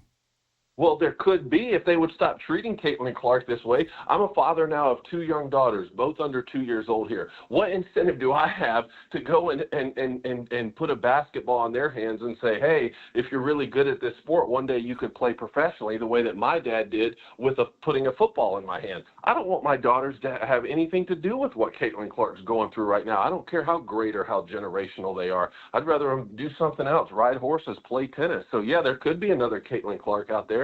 But again, I hate to see basketball, a sport that James Naismith invented, a sport that we've all loved, we've all played on the playground. I hate to see the sport of basketball be so condemned just because of a woke organization. I tell people all the time, don't let the NBA or the WNBA affect your love of the sport of basketball, because they don't own that outright. The same thing with the NFL. Don't let your love of football that we played on the playground, that we go and watch our kids play in high school and rec league, don't let a conglomerate like the NFL ruin your love and really ruin what's great about that game, because it still can be good for young people. David Cohn, always great to have you on, and really appreciate the analysis, and we'll have you back on again soon. It is 8:24 on Nashville's Morning News on Super Talk 99.7 WTN. David Cohn, by the way, from Crane and Company, and Joan Jones is in the WTN newsroom. Joan, what's coming up? Yeah, we're still looking at those storms moving through the area this morning, breaking up in some areas too. So we'll let you know where those storms are headed next. Also, the investigators in Madison, Wisconsin, they're still working to find a motive for that Christian school shooting. We'll tell you what they're linking the motive potentially to coming up here at 8:30 on Super Talk 99.7 WTN. Thank you very much, Joan. And it's 8:25. Mark Spain Real Estate. Spend time where it matters most this holiday season and sell your home fast with the guaranteed offer from Mark Spain Real Estate. Don't worry about showings, open houses, or spending money on costly repairs. The guaranteed offer from Mark Spain Real Estate allows you to bypass the market, receive an all-cash offer, and close in as little as 21 days. Now, one of their clients, Tom, said, Mark Spain Real Estate sold my home quickly and for more than we expected. The entire process was easy and stress-free. I highly recommend Mark Spain Real Estate, says Tom, and so do I. Now, if you're looking for a hassle-free experience like Tom's that makes you the most money, my friends at Mark Spain Real Estate make selling your home simple. They've got over 12,500 five-star reviews. Mark Spain Real Estate knows what matters most, a quick sale and maximum profit. Selling your home is one of the biggest financial decisions you'll ever make. So who you work with matters. Trust the most experienced real estate team in America and close with confidence. 855-299-SOLD for Mark Spain Real Estate. 855-299-SOLD. You can always find them online. It is markspain.com to get a guaranteed offer on your home today and start packing.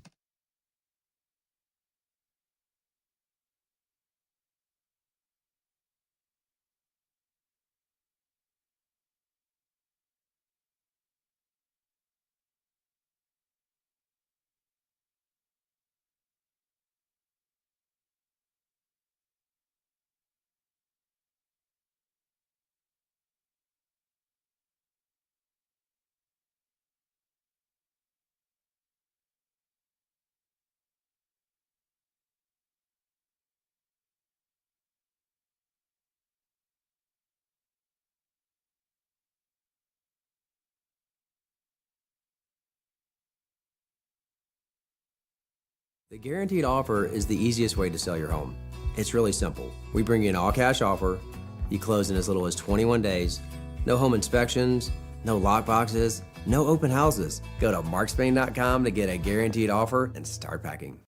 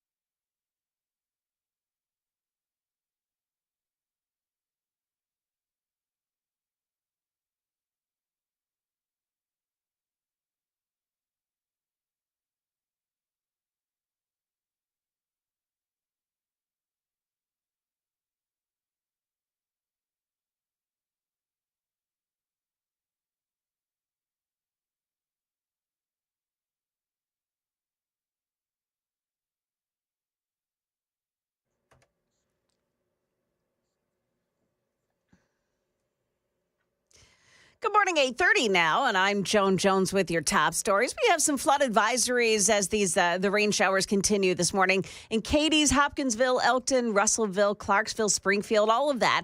Now, not for waterways like streams and rivers overflowing, but mostly in areas of poor drainage. You probably know those areas that tend to flood out in heavy rains. That line of storms continues to move through the Nashville area. Gainsboro, Livingston, Cookeville, Smithville, Auburntown, all going to get soaked here within the next hour. That's Channel 4's Stefano DiPietro. So we'll keep an eye on it for you this morning, but those storms are moving through. Other news, Mayor Freddie O'Connell's capital spending plan just approved by Metro Council without any opposition. The $527 million plan includes money for school resource officers for Nashville schools. But the money isn't the only thing those schools need. Channel 4's Joylyn Bukovic. Staffing shortages mean not every school will have their own SRO. Right now, Metro Police, they have 69 officers covering 54 schools. Despite the push to keep kids safe following tragedies like the Covenant school shooting, only 3 Nashville elementary schools have full-time SROs. That's concerning for some parents, especially because schools are having to rely on officers volunteering to work overtime to protect students. Investigators in Madison, Wisconsin, still working on finding a motive for the Christian school shooting on Monday. We're talking to students to understand whether bullying was one of those multiple factors. And in fact, Police Chief Sean Barnes says it's likely they'll find a combination of factors. That's the latest news. We've got traffic and weather next. I'm Joan Jones, WTN News.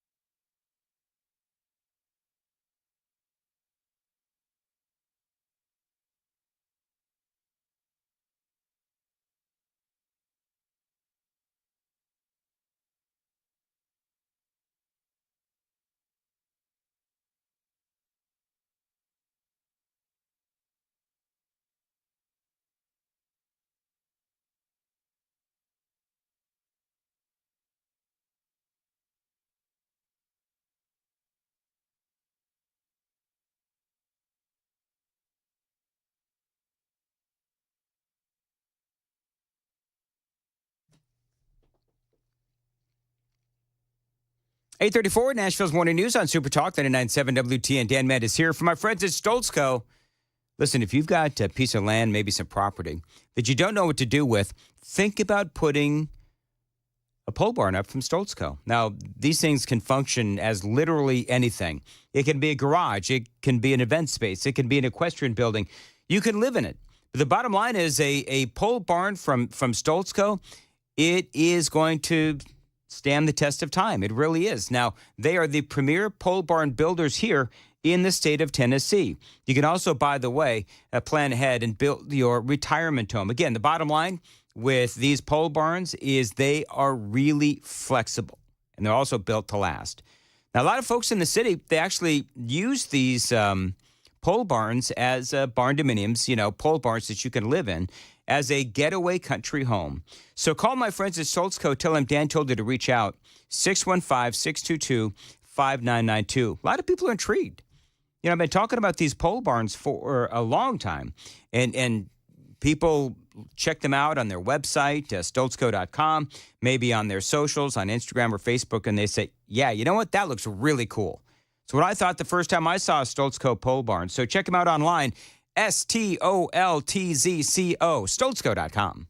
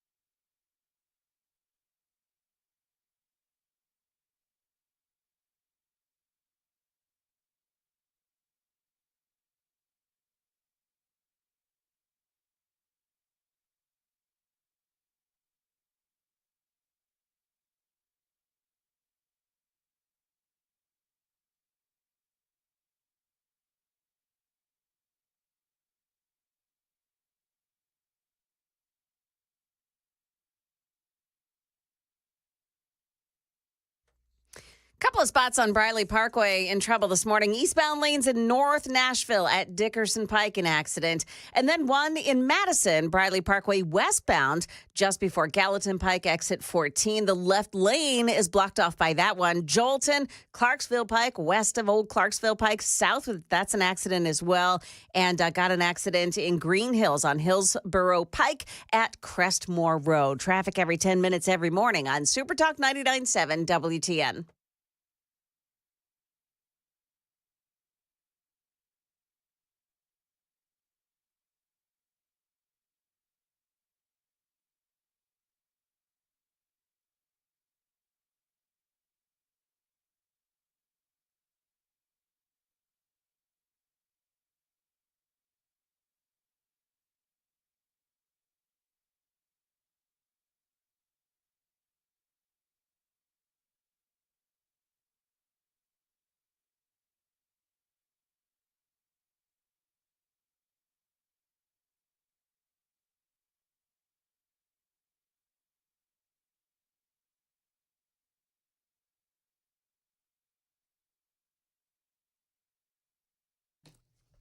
.838, Nashville's Morning News on Super Talk 99.7 WTN. Good morning to you, friends. Jeff Malinoff is here. Joan Jones is here. And I'm here, Dan Manids. Hello. And Hello. Chris Hand is way out there in Phoenix. Yes, lovely Phoenix, Arizona. No, Phoenix sucks. It does. It does. There's a reason why you didn't want to move to Phoenix, and it's because it sucks. This is listen. This is true. Fact check that. It is true. Every once in a while, Chris, I'm right on something. So why are you in Phoenix? Well, we're down here. America Fest is going to be kicking off tomorrow, so we're going to be live here all weekend long, and doing some stuff with Turning Point USA, and it's going to be. I mean, it's going to be an absolute banger of an event. We have everybody from Donald J. Trump speaking to people like Tom Homan to the entire Daily Wire roster. I mean, it's going to be a weekend full of amazing speakers, and you can watch it all weekend long on the Turning Point website if you feel so inclined. All right, very cool. Yeah, the list of conservative talent there, the luminaries, is just amazing. So you're going to be back on Monday? Yes, no? Yes, I will definitely be back on Monday, and then I don't have to travel again for a while, so I'm looking forward to that. All right, very good. So you, by the way, I'm sure your wife is absolutely thrilled that you left the weekend before Christmas when she's trying to wrap up Christmas shopping. Yep. It's tough. It's part of the gig.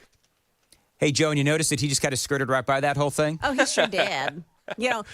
I've been assigned What do you want me to do? You guys talked to Virginia and Victoria at Brian's Christmas party. You know how she feels about it. Yes. I've been assigned the job of helping Victoria pick up the kids at church and get them all in one place because they're all, in different rooms all around the church. So, yeah, there are some of us that pick up where Chris, bails. Yep. Joan Jones is going to be my stand-in at church. There you go. Okay. Well, you actually, despite the fact that you are in Phoenix, you brought some content to this segment. So nice. I sure did. It's a very proud 4-year-old. Oh, and this clip touches my heart because I've had kids at these Christmas performances, and I know what it's like when they hand the kid a microphone and you think, please, please, please don't say anything crazy. Don't say anything crazy. And then inevitably they do. This clip is going viral everywhere. Why don't you play it? I don't think I can intro it any better than that. Malinoff doesn't have. Hey, David, can you turn turn the audio up? Malinoff is going to learn very quickly that he always needs to leave my audio up. Here it is. I am very proud of myself and all of my other friends inside my class. And my class is really sweet, except one little boy. And I need to tell you.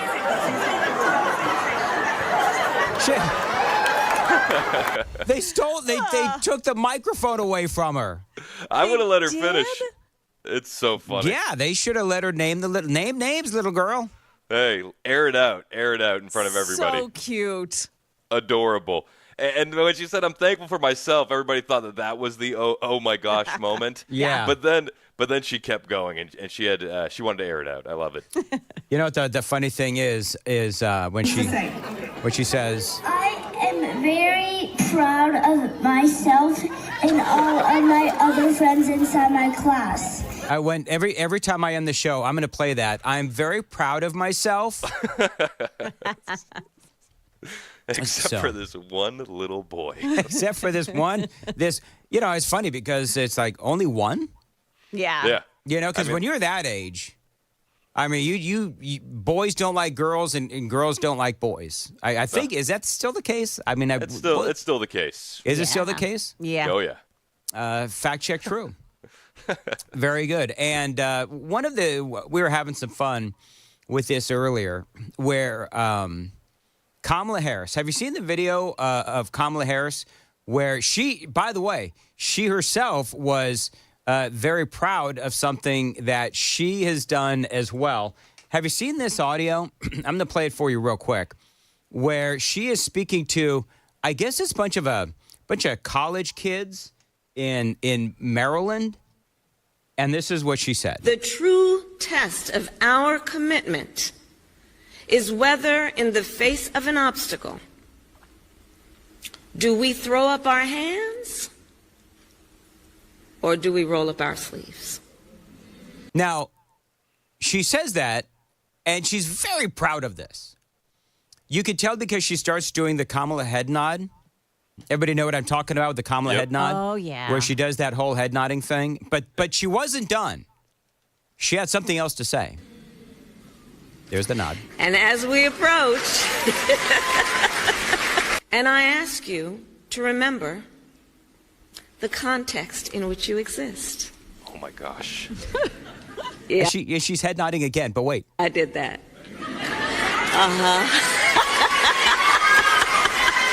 Wait, this woman is crazy. I did that after saying you're like right to exist. Like, yeah, like she thinks that's some sort of a. So she's God. Apparently so. Yeah. Yeah. She is awful. And she was talking about during that event too about the need to stay in the fight, keep the good fight going. And I'm thinking, what fight is she talking about? What fight? The fight's over. The referee threw in the towel. There was a mercy rule on that fight. Well, the thing is, listen to this again real quick.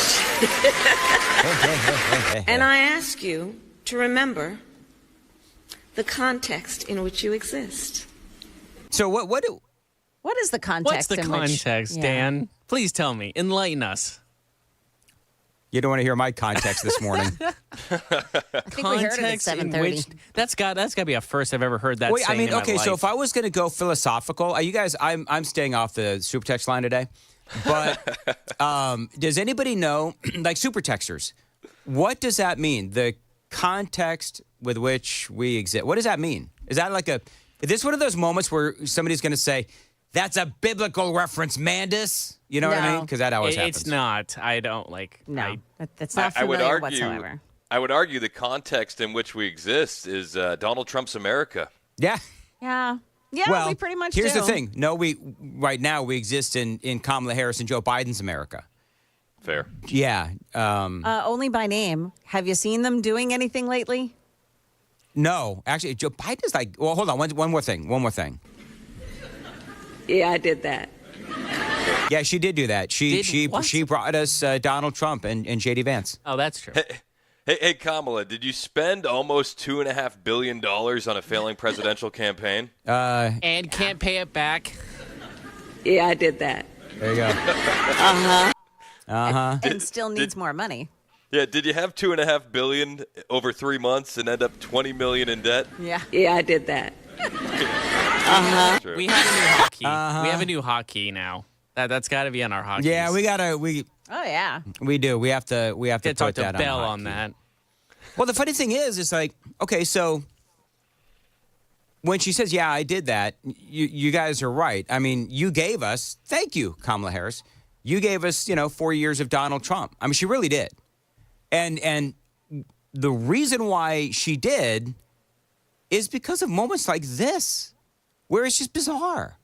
And even people on the left, you guys know how, Chris, I'm sure you've said it. I know that I've said it many times, where it's like, what the hell are they talking about? And it feels like I need to be, infused with TDS to actually understand. This is where I need a liberal friend, which we talked about this way a long time ago, where this is one of those moments where I'd like to phone my liberal friend and I could say, can you please interpret this for me? Because I don't know what this means. I'll tell you what, we had a lot more liberal friends calling into my show before the election, and I'm still wondering if somebody can do a wellness check on the guys like Matt from Smyrna, because we haven't heard from him at all. Have you called out, for Matt from Smyrna? Yeah, Have you really? It's like yelling into a void. We don't know where they are. I think that I think they needed a break because my haters have been. Well, see, I've got a few liberal haters, but I've just got haters generally speaking. So whatever. But I have noticed that my haters as well, unless I actually call them out and say, hey, where are you? Whoever it is that you've got Matt from Smyrna.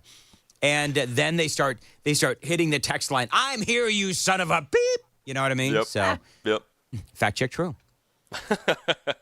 Hey, we were talking earlier, real quick, about CNN and about something that's going on over at CNN.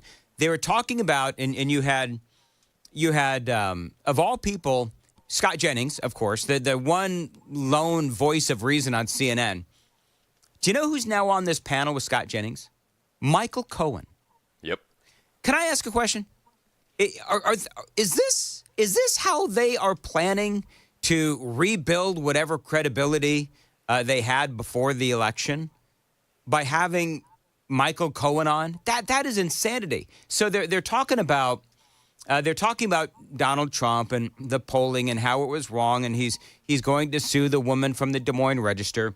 And this is what they were talking about. Listen close. They've been wrong for many cycles, but it's not like this is the only thing that has been said in the news from either side that is not true. I hate to say it, but Scott is actually right about this one. I hate to say it because Scott and I very rarely agree on anything. He's right. He's right. He's right about this in the fact that sloppy journalism, sloppy polling, and what they did. Look, I was the recipient of more than 100 lies. And I understand what Trump is doing in terms of changing the way defamation cases are brought. You know what's interesting, though, is he is like a proven liar. And so he is now complaining, Michael Cohen is now complaining about how he was the recipient of 100 lies. What dude's told they have talked about Michael Cohen and about how he literally has lied to every branch of the government. You know what I mean? He did he go to jail for perjury, right? I believe so. Yeah, he did. So Michael Cohen complaining about liars is rather rich, but he went on. In this country, you may remember the allegations. I was in Prague, never been to Prague. I was in Czechoslovakia. I paid $10 million to Kompromat. I have a house next to Putin in Sochi. None of this is true. On top of that, there was another one that came out as an example where I allegedly was paid $400,000 by Poroshenko to create a meeting between him and Donald Trump during the presidency. That is also not true. So do you think it should be easier? You believe it should be easier? No, I think that media has to do their job. They have to actually, they need to get the facts right. But wait a second. Wait. So as you can see here, that completely, of all people, Michael Cohen saying that the media has to do its job, that of course triggers all of the people on the panel who are complaining that the mother of all liars, I could add another word after mother, but we'll leave it at that. But the mother of all liars is complaining about, the media, and he's telling them to get better. And I hate to say it, but they do need to get better. Better. I need to clear something up, and I need to just clarify this right now. Because I'm being admonished by some. I checked into the super text line, and I need to. You were going to swear off of that. But is it your right to your existence, though? Sure. Yeah. Apparently, I have failed in my talk show host duties today because I'm referring to Malinoff by his name and not KGB. Oh. So I don't remember why exactly is it that your name Matt Murphy's fault. Is KGB. Why does Murphy call you KGB? So my last name is Malinoff. It's Russian. So ergo, I'm a Russian asset. A bit too Russian. Yeah, I'm too Russian. Even though I'm. Can we be honest with you, Malinoff? I think you're so bad. Russia didn't want you, and you're here. Oh, jeez. That's how we get most of the people that work here. That's just uncalled for. I'm just kidding. You're the one that hired me. I made a lot of mistakes over the. I'm just kidding. So shouldn't we? If I'm a Russian asset, wouldn't that go on you because you're the one that hired me? You're also are you on my. taking money from Russia, Are you Mandis? taking money from Putin over there? I could use some after that 7:35 monologue. I might come in handy. He does help me pay my rent, which I do appreciate. I'm just kidding. We love you, Jeff. Thank you. And I wasn't kidding. He does help me pay my rent. So do you want me to call you KGB? Because I'm going to be honest with you. It's a lot harder to remember Jeff Malinoff than it is KGB. KGB, I can remember. Either one is fine. I'm fine with both. Like, it's not... Okay. Like, my name... Hey, listen, don't get used to it, because at some point he'll call you Johnny, he'll call you Jeffy, he'll call you Jerry. Oh, yeah. Well, you know what the problem is now? I'm going to start combining Jeff... Joan, what and Joan's name, so it's going to be... Joan, what have you done? Jonf. I'm going to start calling Joan Jonf. Joan, what have you done?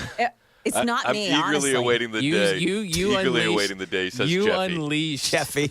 Oh, God, the chat line is coming in. Oh, no. Oh, are they? Joan, what have you done? You planted the seed. I planted the seed. Joffy? All right, this is my 2 weeks. No. I'm just kidding. All right, very good. So... I guess that's it. Boy, this went fast. Is that it? That's it? Chris, you got to buy souvenirs. I will. I'm gonna get some tchotchkes. You know what they say? By the way, well, real quick. Do you know what they say? Hey, KGB, this is where you need the rim shot. Hey, you know what's they say about Phoenix, where you're at, Chris? Is it's a real melting pot. It's so hot. Oh, there you go. Honestly, I didn't think you deserved it, but you know what? I felt like it was the right time. That's a hashtag Dan joke, man. Jeff, you do not need to comply. I know. I you know what? I refuse to. Suddenly, I'm a mask mandate to Joan. Well, your jokes are as funny as a mask mandate. Oh. That calls for a good. Yeah. All right, it's on. I rim shot at myself. You're like that 4-year-old. You're very proud of yourself today, aren't you? I'm very much am, yes. Okay, very good. Moving right along. I'm very proud of myself. But there's one boy in the gang of amigos that I'm gonna. We brought it right back to the beginning. Yes, yes, we did. All right, it's 8:54. Chris Hand, what's coming up? Well, we are live from Phoenix, where it's going to be 80 degrees and sunny today. Figured I'd rub that in for you guys while you're dealing with the rain. We're going to talk about the Trump resistance plus the Trump offensive. We'll ask, where is Biden, and a little bit more. All right, very good. It's 8:54. Joan Jones is coming up with the news. Joan. Still tracking some of those storms as they make their way out of here. Also, 10 Tennessee men under arrest in a child exploitation sting. And a frightening report about China and nuclear arms. Those stories at 9 o'clock on Super Talk 99.7 WTN. Thank you very much. 8:54, Nashville's Morning News. Dan Manids here. Big news from my friends at DT McCall's. If you've been thinking about buying a gun safe, but you've been putting it off, now is your time with my friends at DT McCall's. They are sales tax free at DT McCall's. It is hunting season, so be sure you're keeping your gun safe when you're not in the tree stand with a Liberty gun safe from DT McCall's. They are the largest Liberty safe dealer in the state of Tennessee. Free delivery, free setup. Now, other places are going to charge you $500 at least for delivery and setup in bigger models and $300 for smaller models. But DT McCall & Sons, they deliver every safe free every time, period, and no setup charge either. Tell him Dan Manids told you to reach out. 5 locations across Middle Tennessee: Carthage, Cookeville, Lebanon, Lafayette, and Franklin. Always online, dtmccalls.com.